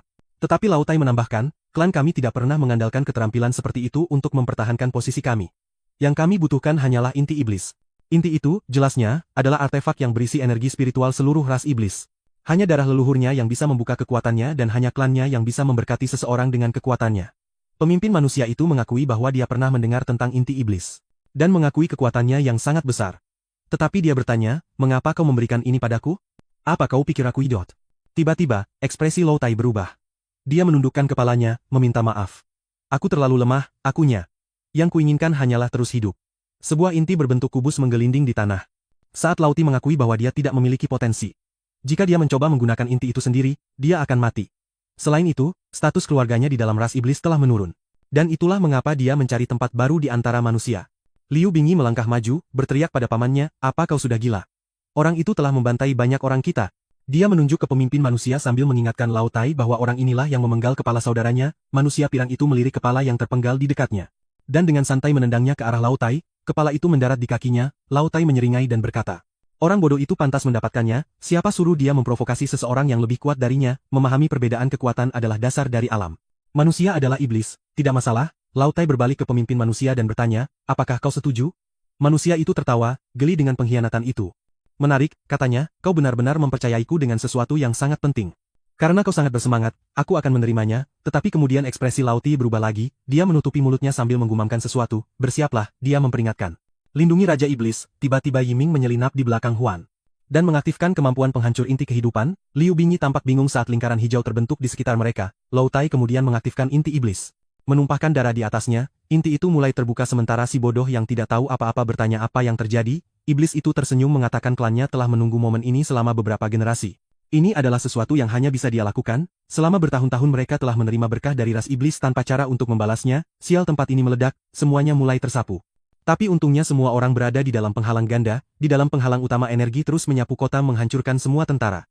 Dari kejauhan Meyer bertanya apa yang terjadi di langit, sekali lagi petir emas muncul saat hujan turun. Menghantam tanah saat asap menghilang, Man Lou Tai semua terbakar. Dia berkata sayangnya dia telah menggunakan semua kekuatan yang dia miliki. Tapi itu hanya 1% dari inti iblis. Sementara Chang Wujian membantu ayahnya, Lou Tai jatuh ke tanah mengatakan dia merasa frustrasi. Naga kelas itu, Gaida, telah dipanggil menggunakan kemampuan pertahanan mutlaknya untuk memblokir semua kerusakan selama 30 detik. Ia mengeluarkan raungan dan manusia itu tetap tidak terluka. Mengatakan mereka telah membuat pilihan yang salah. Menggunakan kartu trufku tanpa mengetahui kartu yang dia sembunyikan adalah bodoh. Dia kemudian berjalan dari Lou Tai yang terjatuh yang memegang kubus. Dia mencoba meraihnya, sambaran petir memutuskan tangannya. Pria pirang itu bertanya apakah dia siap menghadapi konsekuensinya. Memegang kubus dia berkata dia tidak pernah menyangka akan menemukan sesuatu seperti ini. Di tempat yang begitu tidak penting, tidak heran itu adalah tempat kelahiran Raja Iblis. Dia menyelipkan kubus itu ke dalam bajunya dan berkata sudah waktunya untuk kembali ke jalur yang benar. Melihat ke belakang dia menyuruh yang lain untuk menyelesaikan pekerjaan. Tetapi naga itu ragu-ragu, manusia itu bertanya apakah ia tidak ingin membunuh jenisnya sendiri. Tiba-tiba robot aneh yang menempel di lehernya menancapkan cakarnya. Monster itu mulai menggeliat kesakitan dan tiba-tiba mengubah ekspresi. Ia menyerang Yiming yang menyiapkan perisai. Ia memerintahkan semua orang untuk melindungi gadis itu. Tetapi dia mengatakan mereka harus khawatir tentang menyelamatkan diri mereka sendiri. Pria pirang itu berdiri diam dan berkata, berurusan dengan iblis selalu seperti ini. Dia menghilang dalam sekejap dan menyerang Wei Ming mengatakan berurusan dengan manusia selalu menjengkelkan. Tangannya tertancap di lelaki tua itu ketika tiba-tiba Hun muncul di sampingnya. Dia mencoba melayangkan pukulan. Tetapi pria lain meraih lengannya mengaktifkan mata penghakiman. Kemampuan ini memungkinkannya untuk memahami atribut lawannya. Setelah melawan mereka, Heo Wen memiliki sekitar 1.400 kekuatan dan 1.500 vitalitas. Pria pirang itu berkomentar bahwa dua atribut tertinggi ini pastilah yang paling dibanggakan Heo Wen. Sayang sekali karena mereka terlalu rendah dan dia akan menghancurkannya. Dia memutar lengan manusia itu membuatnya berputar saat dia membanting pria malang itu ke tanah. Genangan hijau muncul di depan mereka. Chang Wujian muncul dari sana siap untuk menyerang. Tetapi pria pirang itu tampak tenang menghilang tepat pada waktunya, dan muncul kembali di belakang Chang Wujian menganalisis lagi. Chang Wujian di sisi lain memiliki 2.700 dan atribut. Pria pirang itu mengatakan itu mengesankan. Chang Wujian memiliki potensi untuk menjadi Raja Iblis tetapi sayang sekali dia mati di sini. Namun tidak dapat disangkal bahwa memiliki kecepatan lebih dari 2.000 adalah luar biasa. Dalam sedetik dia muncul di depan Chang Wujian. Mengatakan dia pasti iblis tercepat di daerah itu, dia memberikan tendangan keras mengirim Chang Wujian terbang. Sialan yang lain berdarah, dia menginjak kaki Chang Wujian. Mengatakan sudah waktunya untuk melepaskan kecepatan yang sangat dia banggakan. Chang Wujian menggeliat kesakitan saat pria pirang itu bertanya. Mengapa seekor semut berpikir ia dapat menumbangkan pohon? Itu tidak masalah, tidak ada seorang pun di sini yang memiliki atribut yang cukup tinggi untuk menghadapinya. Petir mulai menyambar tanah.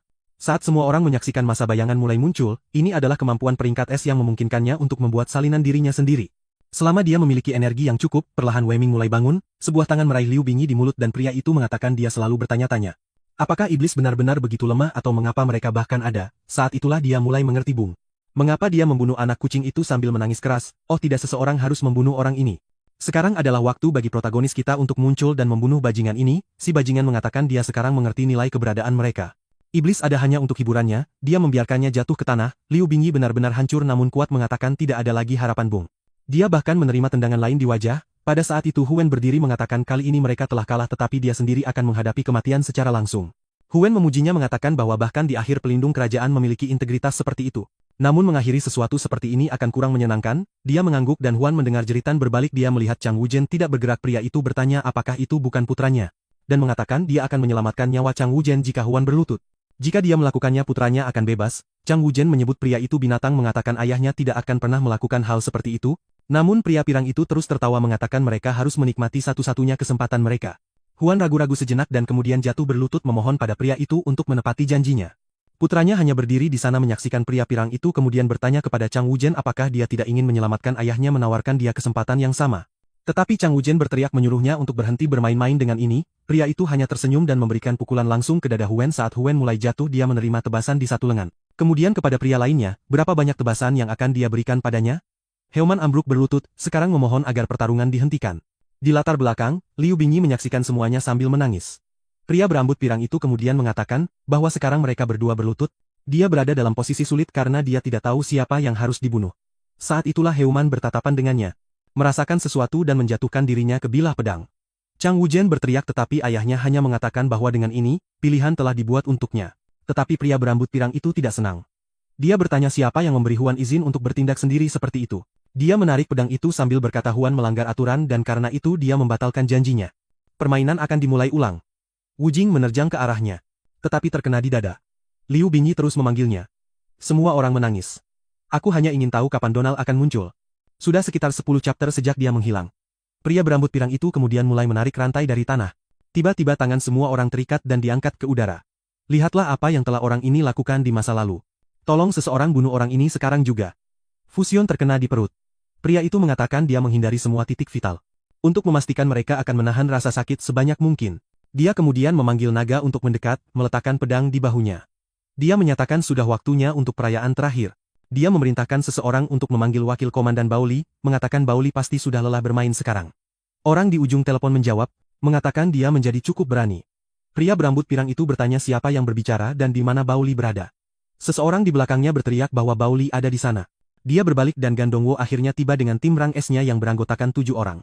Gandongwo mengatakan dia sudah cukup melihat situasi ini. Dia tidak menyangka pria itu akan merendahkan dirinya serendah ini dalam usahanya untuk mendapatkan kekuasaan. Gandongwo menyalahkan dirinya sendiri karena membiarkan keadaan menjadi seburuk ini bagi orang-orang.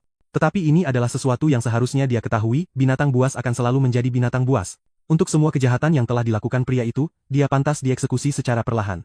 Pria berambut pirang itu mencibir, menyebut Gandongwo sampah lainnya. Dia menghilang dari sisi naga, mengatakan dia akan menyelesaikan ini dengan cepat. Dan sudah berada di depan Gandongwo sambil tersenyum, tetapi kemudian dia menerima pukulan di wajah yang begitu keras hingga mematahkan kacamatanya. Tidak dapat menghitung kekuatan itu, Gandongwo membantingnya ke dinding. Sementara pria berambut pirang itu berjuang untuk memahami apa yang baru saja terjadi, Gandongwo mengatakan dia bahkan tidak tahu harus mulai dari mana.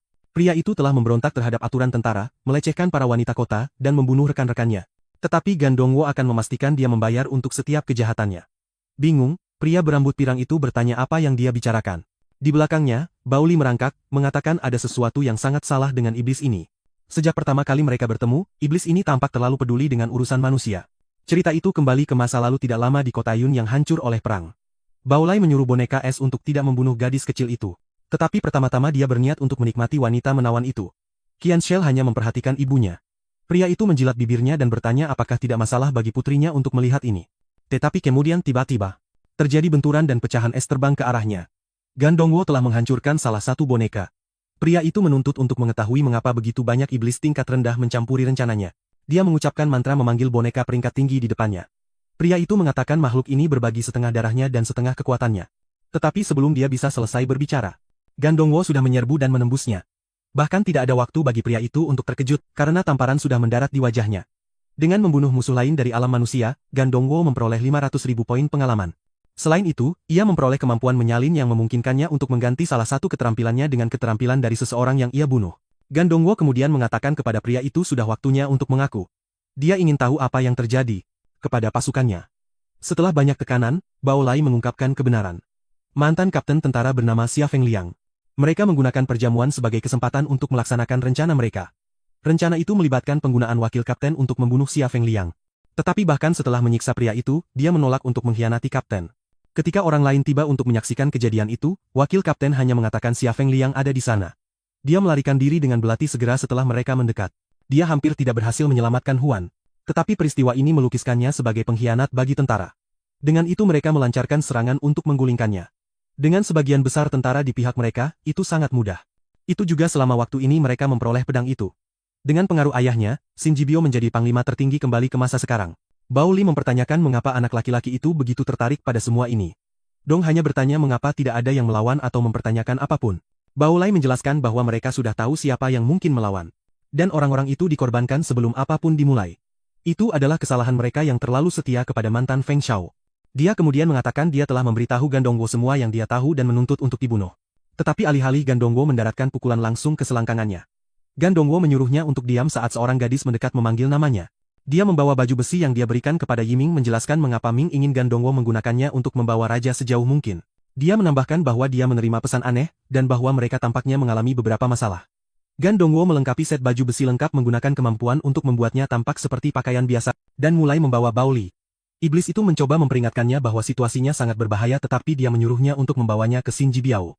Kembali ke masa sekarang Gandongwo membanting tanah dengan pukulan. Baoli masih tidak mengerti mengapa Gandongwo begitu tertarik pada manusia. Sementara itu, Xing Zuo mulai mengaktifkan petir emasnya melengkapi beberapa perlengkapan dan kacamata analisis. Kacamata itu mengungkapkan bahwa Donghua memiliki lebih dari 4.100 kekuatan namun Xing Zuo Yao tetap percaya diri mengatakan bahwa selain dari kekuatan, sisa atribut Donghua adalah sampah. Dalam hal kecepatan Gandongwo memiliki kurang dari setengah dari miliknya. Sim Jupio melancarkan serangan lain dengan tanduknya yakin bahwa Gandongwo hanya menghindar terakhir kali karena keberuntungan belaka. Tapi keberuntungan tidak bertahan selamanya, tepat saat klon itu akan mendaratkan pukulannya. Gandongwo menghilang dan meninju salah satu dari mereka hingga terpental. Jupio tidak mengerti bagaimana Gandongwo bisa lebih cepat dengan atribut yang lebih rendah. Jelas Jibio yang asli bersembunyi di belakang naga, yakin bahwa berdasarkan apa yang dilihatnya dengan kacamata itu, mustahil bagi Gandongwo untuk menang. Masalahnya adalah klon secara teoritis berbagi atribut yang sangat dekat dengannya, belum lagi atribut kesempatan Dong tampaknya nol, ada sesuatu yang jelas-jelas tidak beres. Kita tidak melihat statistik Jibo di atas 5.400 kekuatan, yang dimungkinkan tentu saja oleh pedang yang dibawanya. Dengan kecepatan ekstra ini, seharusnya mustahil baginya untuk kalah. Rencananya adalah menyerang sekali lagi untuk mencari tahu apa yang sedang terjadi. Dia mempersiapkan serangan diam-diam. Tapi akhirnya menerima pukulan lain di wajah. Sementara klon dipukuli, Jibio bertanya-tanya apa yang disembunyikan Gandongwo. Gandongwo berkomentar bahwa Jibio tampak terlalu percaya diri untuk seseorang yang begitu lemah. Alasan Jibio tidak bisa mengetahuinya adalah karena Gandongwo memiliki gelar Raja Iblis, semua atributnya 3 kali lipat tetapi tidak dapat dideteksi. Tetap saja, Jibio melepaskan rentetan petir lainnya, menolak untuk mempercayainya, tetapi Gandongwo terus menghindar, mendaratkan pukulan ke tulang rusuk, tendangan ke perut, dan pukulan berat lainnya ke wajah. Si bodoh jatuh ke tanah dan Gandongwo melirik ke samping. JB berhenti dan bergumam bahwa Gandongwo tidak mungkin secepat ini. Tapi Gandongwo sudah berada di belakangnya, membantingnya ke tanah. Menyadari dia tidak bisa menang dalam pertarungan langsung, Jibio mengancam Gandongwo dengan mengatakan dia memegang nyawa ketuanya di tangannya. Jika Gandongwo tidak hati-hati, dia akan mati kapan saja. Chang Wuzhen yang berdiri di dekatnya bertanya, apakah itu solusinya ketika dia tidak bisa mengalahkan musuhnya. Jibio mengabaikannya, melilitkan rantai di lehernya. Tapi Gandongwo berjalan maju dengan tenang, mengatakan bahwa taktik itu sudah ketinggalan zaman.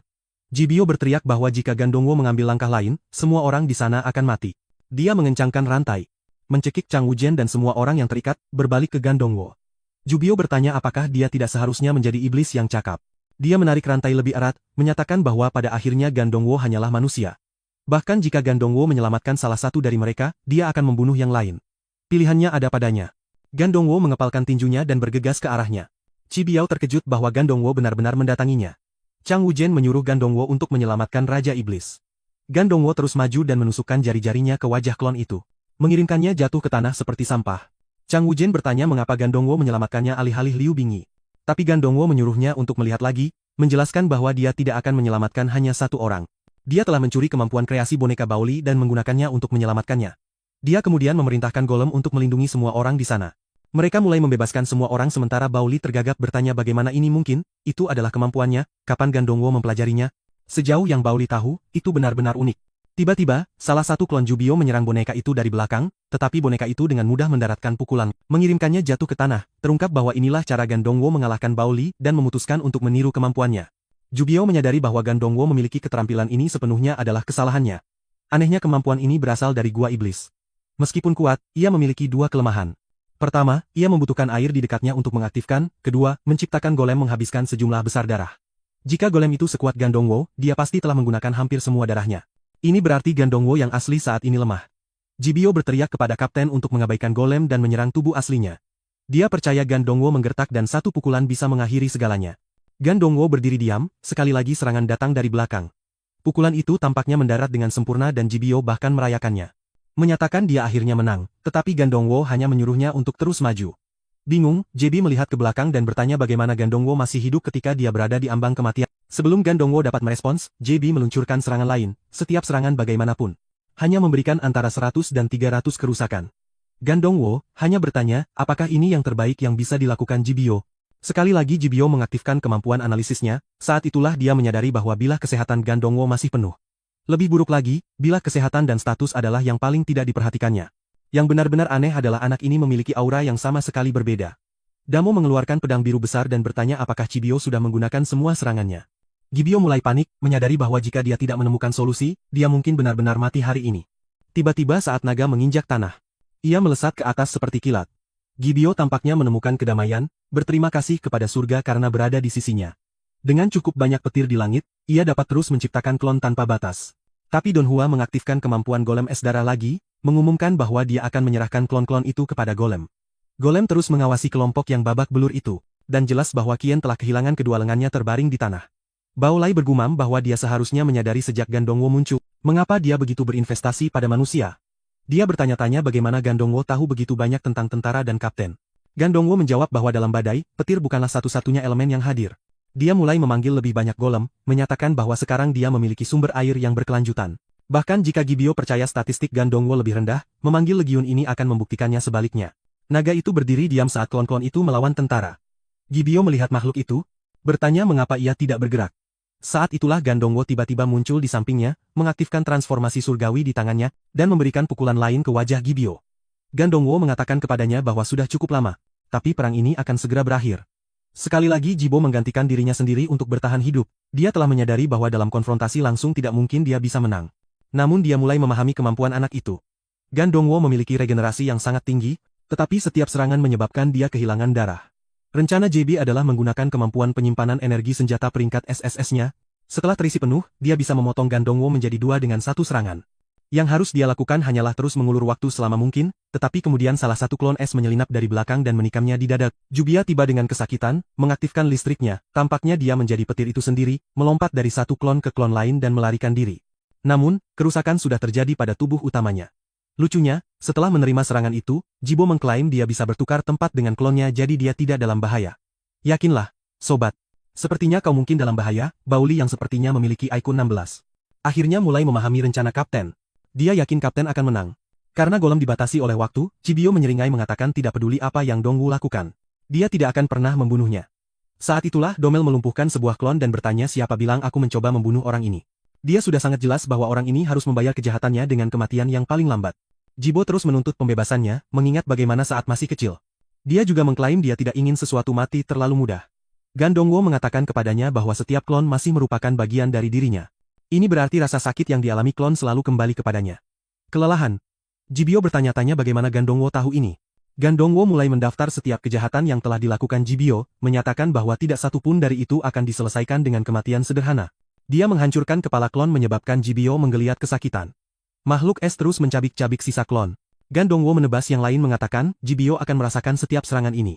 Dia harus membayar semua rasa sakit yang dia derita pada orang lain. Terbaring di tanah, Baolai menyadari bahwa kemampuan kapten sekarang menjadi masalah terbesar. Jubio mulai kehilangan akal sehatnya karena rasa sakit. Namun Jubio tetap yakin, tahu bahwa yang perlu dia lakukan hanyalah menyelesaikan pengisian pedang. Hampir siap. Akhirnya senjata mencapai pengisian penuh. Dia mengangkatnya tinggi-tinggi menyatakan bahwa dengan serangan ini seluruh klan iblis akan dihapus. Cahaya keemasan melesat ke langit. Kita kemudian melihat makhluk kecil melompat dari cabang ke cabang di hutan. Ia bersembunyi di balik rumput dan melihat sekeliling. Seorang prajurit lewat bertanya apakah ada yang melihat naga petir. Makhluk itu bertengger di pohon mengawasi mereka bergerak melewatinya. Ia mendekati Gandongwo yang lebih muda dan terkejut. Makhluk itu mencoba menyerang. Tetapi Gandongwo hanya menawarkan makanan. Dia mengatakan kepadanya bahwa dia membenci perang antara manusia dan iblis. Karena itu menyebabkan begitu banyak orang kelaparan. Yang dia inginkan hanyalah mengakhirinya. Kembali di masa sekarang, Jibio menyatakan bahwa ini adalah akhir dari Gandongwo. Ini akan menjadi serangan yang menghapus seluruh klan iblis. Naga itu mengawasi mereka berdua. Gandongwo mengulurkan tangannya ke depan dan berkata kembalikan. Pria berambut pirang itu siap untuk memberikan serangan terakhir. Tiba-tiba seluruh pedang hancur. Itu terbang di udara dan dipasang kembali langsung di tangan Gandongwo. Dia berkata sekarang akhirnya kembali dengan pemiliknya yang sah. Jibio yang bodoh benar-benar bingung. Semua yang telah dia alami adalah untuk memegang pedang ini, jadi apa yang terjadi? Dong hanya berterima kasih padanya karena telah membantu mengisi ulang pedang. Saat dia mendekati Jibio, dia mengangkat pedang menciptakan tornado di sekelilingnya. Klon mulai menguap, dan bola energi terbentuk di sekitar mereka. Kekuatan itu begitu besar sehingga bahkan langit pun cerah dari tanah. Bauli bergumam bahwa dia selalu tahu itu adalah dia. Pengemudi itu menatap Gandongwo dan berkata sekarang kau benar-benar kembali, Bung. Apakah makhluk kecil dari hutan itu monster yang sama sekarang? Lihatlah kemiripan antara anak kita sebagai manusia dan sebagai iblis. Jubio masih benar-benar bingung dengan apa yang terjadi. Sebagian besar klon mulai menghilang. Dan awan hitam dan energi mulai memudar. Jubio mendapati dirinya berlutut dikelilingi oleh semua makhluk. Pedang itu berhenti di sampingnya. Dan Gandongwo menyatakan bahwa perang telah berakhir. Kita kembali ke kerajaan suci 2 tahun sebelumnya. Seseorang menunjuk bertanya apakah mereka melihat iblis itu jatuh. Sejumlah Gandongwo menjawab mengatakan untuk membawanya kembali. Nama-nama dalam deskripsi tampaknya semua tercampur aduk. Tapi percayalah itu adalah Gandongwo. Dia bertanya apakah dia marah karena membawa iblis itu di mulutnya mengatakan itu membuatnya terlihat seperti anjing. Kemudian dia berkata dia tahu betul apa yang disukai iblis itu untuk dipanggil. Dia menepuk punggungnya memanggilnya sahabatnya. Kembali di masa sekarang, naga guntur Gita masih memiliki alat itu di lehernya. Cipio di bawahnya memerintahkan naga untuk memblokir Gandongwo. Gandongwo menyuruhnya untuk menyerah. Tidak ada lagi petir di tempat ini untuk mengisi ulang. Gibio bisa berjuang sekuat yang dia inginkan. Tetapi tidak ada tempat tersisa untuk lari. Pria berambut pirang itu bagaimanapun yakin mengetahui naga itu memiliki lebih dari 10.000 kecepatan. Dia percaya tidak mungkin bagi siapapun untuk menangkapnya. Dia menekan tombol dan memerintahkan naga untuk menjemputnya mengancam akan meledakannya jika tidak. Ida tampaknya melawan tetapi terlihat menangis. Itu adalah pertama kalinya aku melihat naga dengan air mata mengalir di wajahnya. Gandongwo sangat marah. Menyadari bajingan itu telah memasang bahan peledak di dalamnya. JB0 berlari menuju naga berhasil memanjat ke kepalanya. Sementara itu Baolai memohon untuk dibawa serta tetapi dia tentu saja diabaikan saat naga itu terbang. Jubio bergumam pada dirinya sendiri bahwa itu sepadan pada akhirnya. Dia masih pergi dengan inti sihir. Yiming berkomentar bahwa pada tingkat ini Chibia akan berhasil melarikan diri. Uming menatap Gandongwo. Dan berkomentar bahwa sesuatu tampaknya ada di pikirannya. Gandongwo sedang mempertimbangkan untuk menyerah. Dia pikir tidak ada kesempatan untuk menangkap Jibio. Tanpa mempertaruhkan nyawa Gaida. Ini membuatnya putus asa sampai dia mendengar suara di kepalanya. Seseorang mengatakan kepadanya bahwa mereka percaya padanya. Itu adalah suara naga yang mengatakan itu mempercayainya. Jadi tidak ada alasan untuk ragu, Jibio berusaha keras untuk berpegangan pada naga yang bertanya kepada Gandongwo apakah dia ingat permainan yang biasa mereka mainkan. Kemudian naga itu menerjang untuk menggigit Jubio, menangkapnya di udara dengan Jubio di mulutnya, naga itu memberitahu Gandongwo bahwa sekarang gilirannya, lalu naga itu berbalik ke arah Gandongwo. Memantapkan ekspresinya dan menyiapkan pedang, Jibio yang masih berada di mulut naga berteriak untuk tidak menyalahkannya, dia mengaktifkan alat penghancur diri. Menyatakan bahwa setidaknya dia akan mati di sana, hitungan mundur penghancur diri berdetak dari 83% menjadi 90%. Jangan melihat saat mencapai 97%, pada 99,5%, dia memberikan tebasan yang tepat. Menghancurkan perangkat di leher naga, naga itu berhasil mendarat dengan selamat, para iblis masih membeku ketakutan. Bodoh, Baoli masih berusaha memahami mengapa semuanya berjalan begitu salah, saat asap menghilang, Jubio terbaring di genangan darah, perlahan Gandongwo mendekat. Jibio mulai memohon ampun, mengingat dia kehilangan separuh tubuhnya. Dan mengampuninya tidak akan banyak membantu, pria itu mencakar tanah bertanya mengapa dia harus dihancurkan sepenuhnya, Dong hanya menyipitkan matanya dan berkata bahwa sejak Jibio mengkhianatinya. Dia seharusnya tahu ini akan terjadi, bingung Jibio bertanya pengkhianatan apa yang Gandongwo bicarakan, mereka bahkan tidak saling mengenal. Tetapi Gandongwo memilih untuk tidak menjelaskan, dia mengangkat pedang dan memberitahu Jibio bahwa ketika dia melihat Yunha, dia sebaiknya berlutut dan memohon pengampunan. Pada detik terakhir Jubio mengenalinya sebagai Xia Fengliang. Tetapi sudah terlambat karena wajahnya terpotong, sekarang aku mengerti, pria yang mereka khianati dan jebak dalam kehidupan ini adalah Xia Fengliang, dia adalah protagonis dalam kehidupan sebelumnya. Tapi sekarang dia berada di masa lalu, sial, semuanya menjadi rumit dan lebih buruk bagi Jubio. Yang menerima tebasan untuk setiap kekejaman yang dia lakukan, pria itu diiris seperti sashimi, kupikir Gandongwo akan memberikan pukulan terakhir tetapi dia terus menghukum Jubio untuk lebih banyak kejahatan. Sulit dipercaya Jubio belum mati sampai sekarang, akhirnya Algojo Domwon memberikan 1 miliar lebih banyak tebasan untuk semua yang telah dilakukan Jubio. Dan sekarang sudah selesai. Menyaksikan semua ini Baoli menyatakan bahwa dia sekarang yakin iblis ini adalah salah satu dari mereka dan bahwa Koki Fangliang tidak pernah menjadi desertir. Jadi sekarang dijelaskan mereka mengkhianati Koki Fangliang dalam kehidupan ini dan membuatnya menjadi desertir. Karena itu Gandongwo membunuh iblis kelas S01, alur cerita telah berubah, dan dia mendapatkan 2,2 juta poin pengalaman tetapi kemudian datanglah plot twist. Adegan beralih ke seorang gadis yang melihat seorang pria di dalam kapsul, dia mengatakan bahwa sekarang semuanya sedang diselesaikan. Dia menyebutkan bahwa senjata, peralatan, dan naga tampaknya semua telah kembali kepadanya, satu-satunya hal yang hilang adalah wanita itu. Dan dia sangat bersemangat, dan gadis itu berusaha keras, adegan kemudian beralih ke pangkalan manusia dengan seseorang mengatakan mereka telah menerima pesan dari tentara, tahun 511 telah dikalahkan sepenuhnya. Dan Chang Wujianbeo telah mengorbankan dirinya. Orang tua itu adalah Xin Cheng dari Divine Legion. Dan adalah ayah Chang Wujianbeo, Xin Cheng pasti nama Cina yang paling sering kulihat dalam hidupku. Orang tua itu bertanya apakah mereka menemukan mayatnya dan orang-orang mengatakan sayangnya tidak. Dia kemudian mengatakan untuk mempersiapkan pemakaman nasional dengan peti mati kosong, pesan itu harus dikirim ke semua orang bahwa putranya telah meninggal dengan terhormat di medan perang. Dia terus memancing sementara seseorang di belakangnya mengepalkan tinju mereka. Seharusnya itu saudara perempuan Chang Wujianbeo yang mengatakan bahwa sialan kerajaan Yan, dia akan memastikan untuk membunuh semua orang yang tinggal di sana, adegan kemudian beralih ke kota yang agak bergaya Arab. Di dalam kastil kerajaan angin, seorang pria bertanduk mengatakan bahwa surat ini datang dari konferensi aliansi dan bertanya apakah Yang Mulia telah memilih perwakilan. Pria ini adalah Raja Kerajaan Angin bernama Mo Fang. Dia tahu bahwa konferensi aliansi ini hanyalah penghinaan publik bagi negara-negara kecil. Seperti kerajaannya, dia kemudian mengatakan bahwa kotanya hampir tidak dapat menghasilkan talenta peringkat A, dan setiap kali mereka mengirim orang, hanya sedikit yang kembali tetapi pria itu sama sekali mengabaikan ini. Dan hanya bertanya apakah dia sudah memutuskan, pria itu mulai berubah. Dan Mo Feng meminta 2 hari untuk memilih orang-orang, tapi dia sudah terbunuh dengan pria itu mengatakan bahwa sekarang keputusan telah dibuat, adegan kemudian beralih ke kerajaan Yan. Dan ada seseorang yang akan berbicara dengan Liu Bingyi, jelas ada juga seseorang yang menyampaikan surat yang disebut konferensi aliansi. Utusan itu mengatakan mereka tidak pernah membayangkan bahwa kerajaan muda akan diserang seperti ini. Dan mereka sudah mengirimkan beberapa dukungan, bayi terluka tetapi sehat mengatakan dia menghargai bantuan yang akan mereka kirim.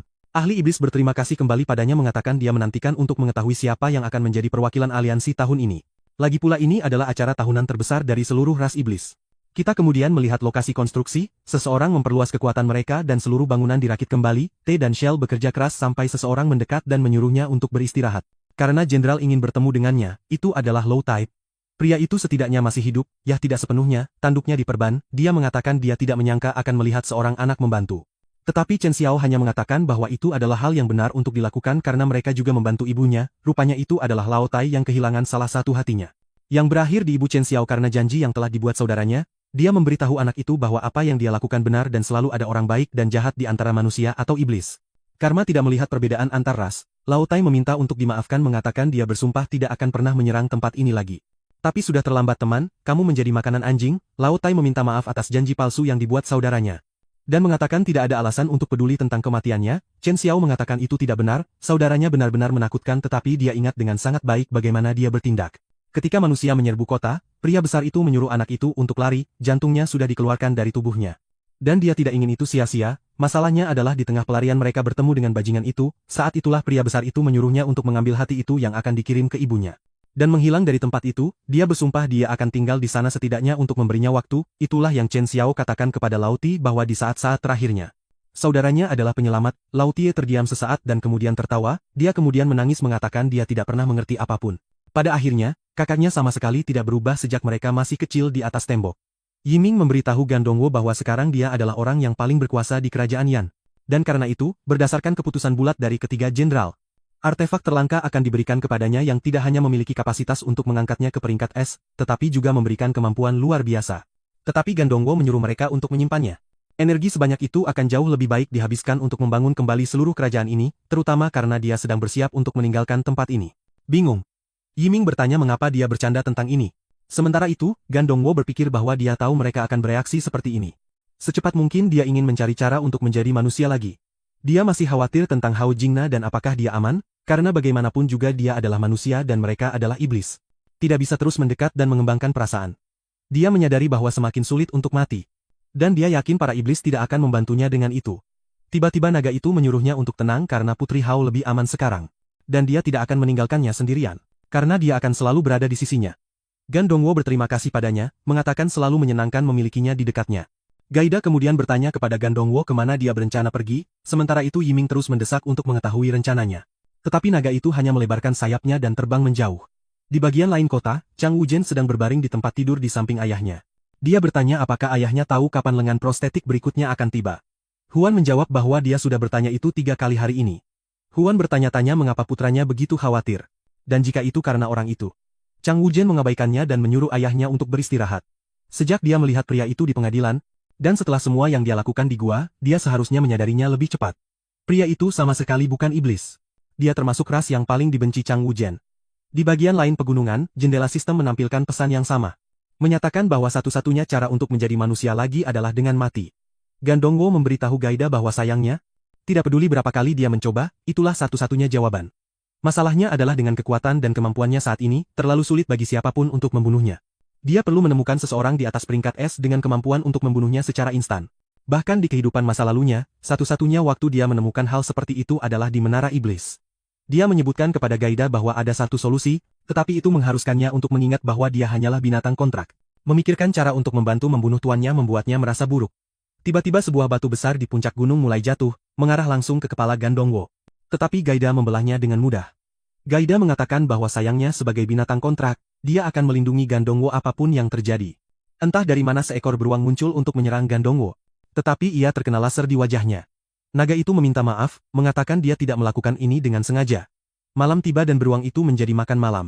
Gandongwo yang sekarang kenyang mengambil pedangnya. dan memberitahu naga itu bahwa yang terbaik baginya untuk mengisi ulang tenaga juga. Dia menebas, mengaktifkan ruang dimensional. Saat mereka akan masuk, Gandongwo mulai membongkar pedangnya. Dia mengatakan bahwa saat senja mereka akan menuju ke timur untuk mencari menara iblis. Meskipun itu adalah tujuan yang tidak jelas, itu adalah satu-satunya pilihan yang dia miliki dan jika itu masalahnya, apalagi yang bisa dia lakukan. Tetapi kemudian dia merasakan seseorang mendekat. Orang itu menempelkan pisau ke lehernya dan bertanya apakah si tampan berencana untuk pergi tanpa mengucapkan selamat tinggal. Itu adalah Chang Wuzhen yang mengatakan ada perayaan yang terjadi di wilayah Yun dan pahlawan sejati mencoba melarikan diri. Gandongwo bertanya mengapa Chang Wuzhen tidak minum di sana alih-alih datang ke sini. Tetapi Chang Wuzhen mengabaikannya, menuntut untuk mengetahui tujuan sebenarnya Daun datang ke kerajaan Yun. Protagonis memperhatikan kemarahan Chang Wuzhen, tetapi juga menyadari dia tidak berniat membunuhnya. Chang Wuzhen terus mendesak, bertanya tentang hubungannya dengan manusia dan mengapa dia tahu begitu banyak tentang mereka. Mengapa naga guntur mengikutinya, dan mengapa senjata manusia itu terbang ke tangannya. Gandongwo meraih pedangnya dan mengungkapkan bahwa dia adalah manusia. Dia mendorong lengan Chang Wuzhen ke samping dan berkata, sayang sekali, tetapi Chang Wuzhen tidak bisa membunuhnya sekarang. Lagi pula, mati bukanlah hal yang buruk baginya. Chang Wuzhen menjawab bahwa dia telah memperhatikan Gandongwo selalu mencari kematian, dan tidak mengerti mengapa. Dari masalah dengan ayahnya hingga peristiwa di gua, Chang Wuzhen tidak mengerti mengapa Gandongwo menginginkan ini. Gandongwo mengungkapkan bahwa mati adalah satu-satunya cara baginya untuk kembali menjadi manusia, yang awalnya dia adalah, meskipun anehnya dia berakhir di tubuh iblis ini. Chang Wuzhen kemudian bertanya mengapa Gandongwo membunuh kapten manusia itu. Jika dia tidak perlu menyelamatkan siapapun, dia bisa saja mati di tangan pria itu dan dengan demikian kembali menjadi manusia. Tentara manusia akan menang. Dan Gandongwo mungkin akan mendapatkan apa yang dia inginkan. Chang Wuzhen ada benarnya, itu benar, tetapi jangan khawatir. Jawabnya bahwa ini bukan tentang pihak mana dia berada, tetapi tentang hal-hal yang dia yakini. Dia tidak bisa mentolerir sesuatu yang sejahat itu. Chang Wuzhen melepaskan leher Gandongwo dan mengatakan bahwa manusialah yang terus membawa kesengsaraan ke wilayah mereka, membawa kematian dan kehancuran dan mereka bahkan membunuh ibunya. Itulah mengapa dia membenci manusia dan percaya mereka semua pantas mati dan Gandongwo pantas mati bersama mereka. Tetapi jauh di lubuk hatinya dia sangat berharap Gandongwo masih seorang iblis. Naga itu memberitahu Gandongwo bahwa dia bisa merasakan Chang Wuzhen, mencari sedikit kenyamanan, tetapi Gandongwo tetap dingin, hanya mengatakan dia pergi. Naga itu bertanya apakah dia benar-benar tidak akan mengatakan apa-apa, tetapi Gandongwo mengatakan dia tidak bisa membentuk hubungan apapun. Saat itulah Chang Wuzhen mengungkapkan bahwa dalam seminggu akan ada turnamen aliansi, kompetisi terpenting di antara 18 bangsa iblis. Pertempuran di mana setiap negara harus mengirimkan 2 iblis dan jelas yang terkuat akan muncul, termasuk banyak iblis kelas S. Jika Gandongwo benar-benar ingin mati sebanyak itu, ini akan menjadi kesempatan yang sempurna. Meskipun dia yang terkuat di kerajaan muda, dia tidak boleh meremehkan seluruh ras iblis. Gandongwo tampak tertarik dan bertanya apakah peserta dalam turnamen ini benar-benar dapat saling membunuh. Chang Wuzhen menegaskan, mengatakan bahwa para peserta tidak takut mati karena mereka membawa kebanggaan bangsa mereka. Jelas dalam keadaan Yun saat ini, tidak ada yang ingin mempertaruhkan nyawa mereka dan itulah mengapa Raja Iblis mengizinkan mereka berdua untuk berpartisipasi. Chang Wuzhen akan membantu Gandongwo membuat strategi untuk mati, namun Raja Iblis tidak bisa membiarkan orang lain membunuhnya. Hanya Chang Wuzhen yang bisa memberikan pukulan terakhir ketika saatnya tiba. Gandongwo tetap diam, tetapi segera setuju. Itu persis seperti yang dia inginkan. Chang Wuzhen menjelaskan bahwa aliansi iblis terdiri dari 18 kerajaan yang dikatakan bahwa kekuatan dunia berasal dari wilayah misterius. Dan saat ini para iblis mengendalikan 2 di antaranya, perkumpulan aliansi memiliki 2 tujuan, untuk mengumpulkan semua pemimpin di satu tempat dan untuk menentukan pemimpin seluruh aliansi iblis. Metode untuk ini adalah turnamen yang diadakan sekali setiap 3 tahun, dunia iblis itu adil, siapapun yang kuat harus berkuasa tertinggi, hanya pemenang pertempuran terakhir yang bisa memimpin bangsa iblis. Tapi yelah saya. Itu juga panggung bagi kerajaan-kerajaan kuat untuk memamerkan kekuatan mereka. Liu Bingyi menjelaskan bahwa keindahan turnamen itu telah memudar. Sekarang semua kerajaan yang berpartisipasi penuh dengan intrik, hanya hadir untuk kepentingan mereka sendiri. Untuk menjamin kemenangan, mereka mengirim iblis paling kejam dan menggunakan metode terendah. Sedemikian rupa sehingga di turnamen terakhir hanya 5 dari 36 peserta yang selamat, tentu saja tidak ada iblis yang dikirim oleh kerajaan muda yang kembali hidup. Dia berkata belum terlambat bagi mereka untuk mundur, dia bisa menulis surat yang memastikan mereka tidak akan berpartisipasi. Tetapi setelah melihat, keduanya sudah menghilang. Kasihan Liu Bingyi, mereka sudah pergi. Gandongwo sedang melihat keluar jendela pesawat udara, melihat kerajaan api untuk pertama kalinya. Pesawat udara itu futuristik. Tetapi dibawa oleh naga, menggabungkan alam dan teknologi dengan sempurna. Kita kemudian melihat ibu kota-kota api yang dikenal sebagai Beiji. Liu Bingyi menyebutkan betapa tempat itu telah berubah hanya dalam beberapa tahun. Dia berkata mereka harus segera check-in. Karena akan ada perjamuan malam itu, tetapi sekali lagi keduanya telah menghilang. Gandongwo tertarik dengan buah-buahan eksotis di sekitarnya. Tetapi tentang hal-hal yang dia yakini. Dia tidak bisa mentolerir sesuatu yang sejahat itu. Chang Wuzhen melepaskan leher Gandongwo dan mengatakan bahwa manusialah yang terus membawa kesengsaraan ke wilayah mereka. Penjual menjelaskan bahwa buah itu dibudidayakan di ladang iblis. dan memiliki efek pemulihan instan, itu adalah barang yang sangat langka yang dikenal sebagai semangka. Chang Wuzhen di sisi lain kagum, bahwa sebuah toko jalanan memiliki begitu banyak senjata peringkat. Sementara kerajaan muda harus menggunakan pabrik rahasia untuk menghasilkan senjata khusus. Penjaga toko menimpali, berkomentar tentang kerajaan muda. Mengatakan itu bahkan tidak bisa dibandingkan dengan kerajaan api. Kerajaan api memiliki lebih banyak sumber daya kekuatan, ekonomi yang lebih kuat, dan tanah yang jauh lebih luas. Dia bertanya apakah Gan Dongwo ada di sana untuk menonton turnamen. Gan Dongwo hendak mengatakan ya. Tetapi sebelum dia bisa menjawab, seorang gadis di sebelahnya mengeluarkan suara. Ini adalah salah satu pesaing dari kerajaan U. Kerajaan muda menambahkan N, ingat. Shanglin berkomentar bahwa kerajaan U pasti kehabisan bakat jika mereka mengirim seseorang seperti dia. Chang Wuzhen sangat marah tetapi gadis itu hanya berbalik ke penjual, memerintahkannya untuk mengemas semua barang peringkat, dan mengirimkannya ke Hotel Xianbala. Dia menyerahkan uang itu dan berkata dia menantikan untuk melihat apakah kerajaan U bisa mengejutkan siapapun tahun ini, akan menyenangkan jika mereka berbeda dari masa lalu. Karena satu-satunya lawan baginya adalah kerajaannya sendiri. Chang Wuzhen merasakan bahwa gadis itu jelas merupakan iblis peringkat. Kemudian di hotel, dia memberitahu Liu Bingyi bahwa orang-orang di wilayah ini terlalu sombong. Dia menjawab bahwa itu sudah bisa diduga. Tidak ada yang akan ramah tepat sebelum kejuaraan. Kebenarannya adalah bahwa ketika turnamen ini pertama kali dimulai, sebagian besar kerajaan memiliki kekuatan yang sama. Tetapi seiring waktu kerajaan api, kerajaan U, dan kerajaan danau terus mengumpulkan kekuatan. Dan seperti kata pepatah, yang kuat semakin kuat, terutama mengingat bahwa ketiga kerajaan ini hampir selalu bergantian kemenangan di antara mereka sendiri. Hadiah untuk kompetisi ini adalah batu yang memungkinkan iblis untuk naik ke peringkat S. Pemenang juga menjadi komandan 18 pasukan, mendapatkan hak untuk menggunakan tambang aliansi. Gan Dongwo tampak terkesan oleh sesuatu yang dikatakan Mei Mei. Mereka telah tiba di kebanggaan terbesar seluruh bangsa iblis. Saat itu seseorang muncul di belakang mereka, seorang pria mendorong seorang gadis di kursi roda bertanya apakah ini Hotel Changbala. Shanglin berkomentar bahwa dia bertemu dengan orang-orang aneh yang membeli semangka lagi. Chang Wuzhen sudah kehilangan kesabaran. Siap untuk memukulnya tetapi Liu Bingyi dengan tenang menyuruhnya untuk tidak jatuh ke dalam perangkap, mengingatkannya bahwa turnamen akan segera dimulai. Sementara itu Don Wu sedang berbicara dengan beberapa orang yang mengatakan mereka berasal dari kerajaan kabut. Don Wu memperingatkan mereka untuk tidak bersikap lunak padanya jika mereka bertemu dengannya di turnamen. Liu Bingyi melihat ini menyarankan mereka untuk pergi dengan cepat tetapi tiba-tiba. Tetapi pria dari kerajaan kabut melangkah maju, menyuruh Gan Dongwo untuk menjaga adiknya. Dia menutup matanya, memancarkan energi biru, merentangkan tangannya dan memanggil energi di belakangnya, dan mengirimkannya ke Hotel Xianbala. Dia menyerahkan uang itu dan berkata dia menantikan untuk melihat apakah kerajaan U bisa mengejutkan siapapun tahun ini, akan menyenangkan jika mereka berbeda dari masa lalu. Tiba-tiba mereka berada di lautan energi. Dia membuka matanya dan berkata menemukannya. Dia mengulurkan tangannya meluncurkan serangan es dan membekukan kaki pencuri tak terlihat itu. Segera setelah pencuri itu mendongak, Chang Wuzhen berada tepat di depannya menyatakan bahwa perilaku seperti itu harus dihukum dengan keras. Pria itu segera mengungkapkan bahwa dia berasal dari kerajaan jatuh, dan hanya memohon untuk tidak diserahkan kepada penjaga. Sementara itu Gan Dongwo memuji anak laki-laki itu karena dengan mudah menemukan pencuri tak terlihat itu. Liu Bingyi berterima kasih padanya juga dan bertanya apakah dia sudah peringkat SES. Anak laki-laki bernama Lesi mengatakan kerajaan kabut belum pernah memiliki iblis peringkat S tetapi dia bekerja keras untuk itu. Adegan beralih ke dalam hotel tempat mereka semua masuk, mereka sedang mendaftar. Sementara seorang penjaga menyebutkan bahwa rupanya semua orang telah tiba. Seorang pria berjas putih di dekatnya mengatakan sudah waktunya untuk babak penyisihan dimulai, berjalan melalui koridor orang-orang berkomentar tentang betapa ramainya tempat itu hari ini. Melihat jam, Liu Bingyi berkomentar bahwa mereka akan melewatkan perjamuan pada tingkat ini. Gan Dongwo saat berjalan merasa aneh bahwa mereka mengirim pengguna kursi roda untuk bersaing. Akhirnya giliran mereka tetapi Liu Bingyi memanggil kelompok kabut, menyuruh mereka untuk maju. Resepsionis meminta dokumen mereka. Saat itu seseorang muncul di belakang mereka, seorang pria mendorong seorang gadis di kursi roda bertanya apakah ini Hotel Changbala.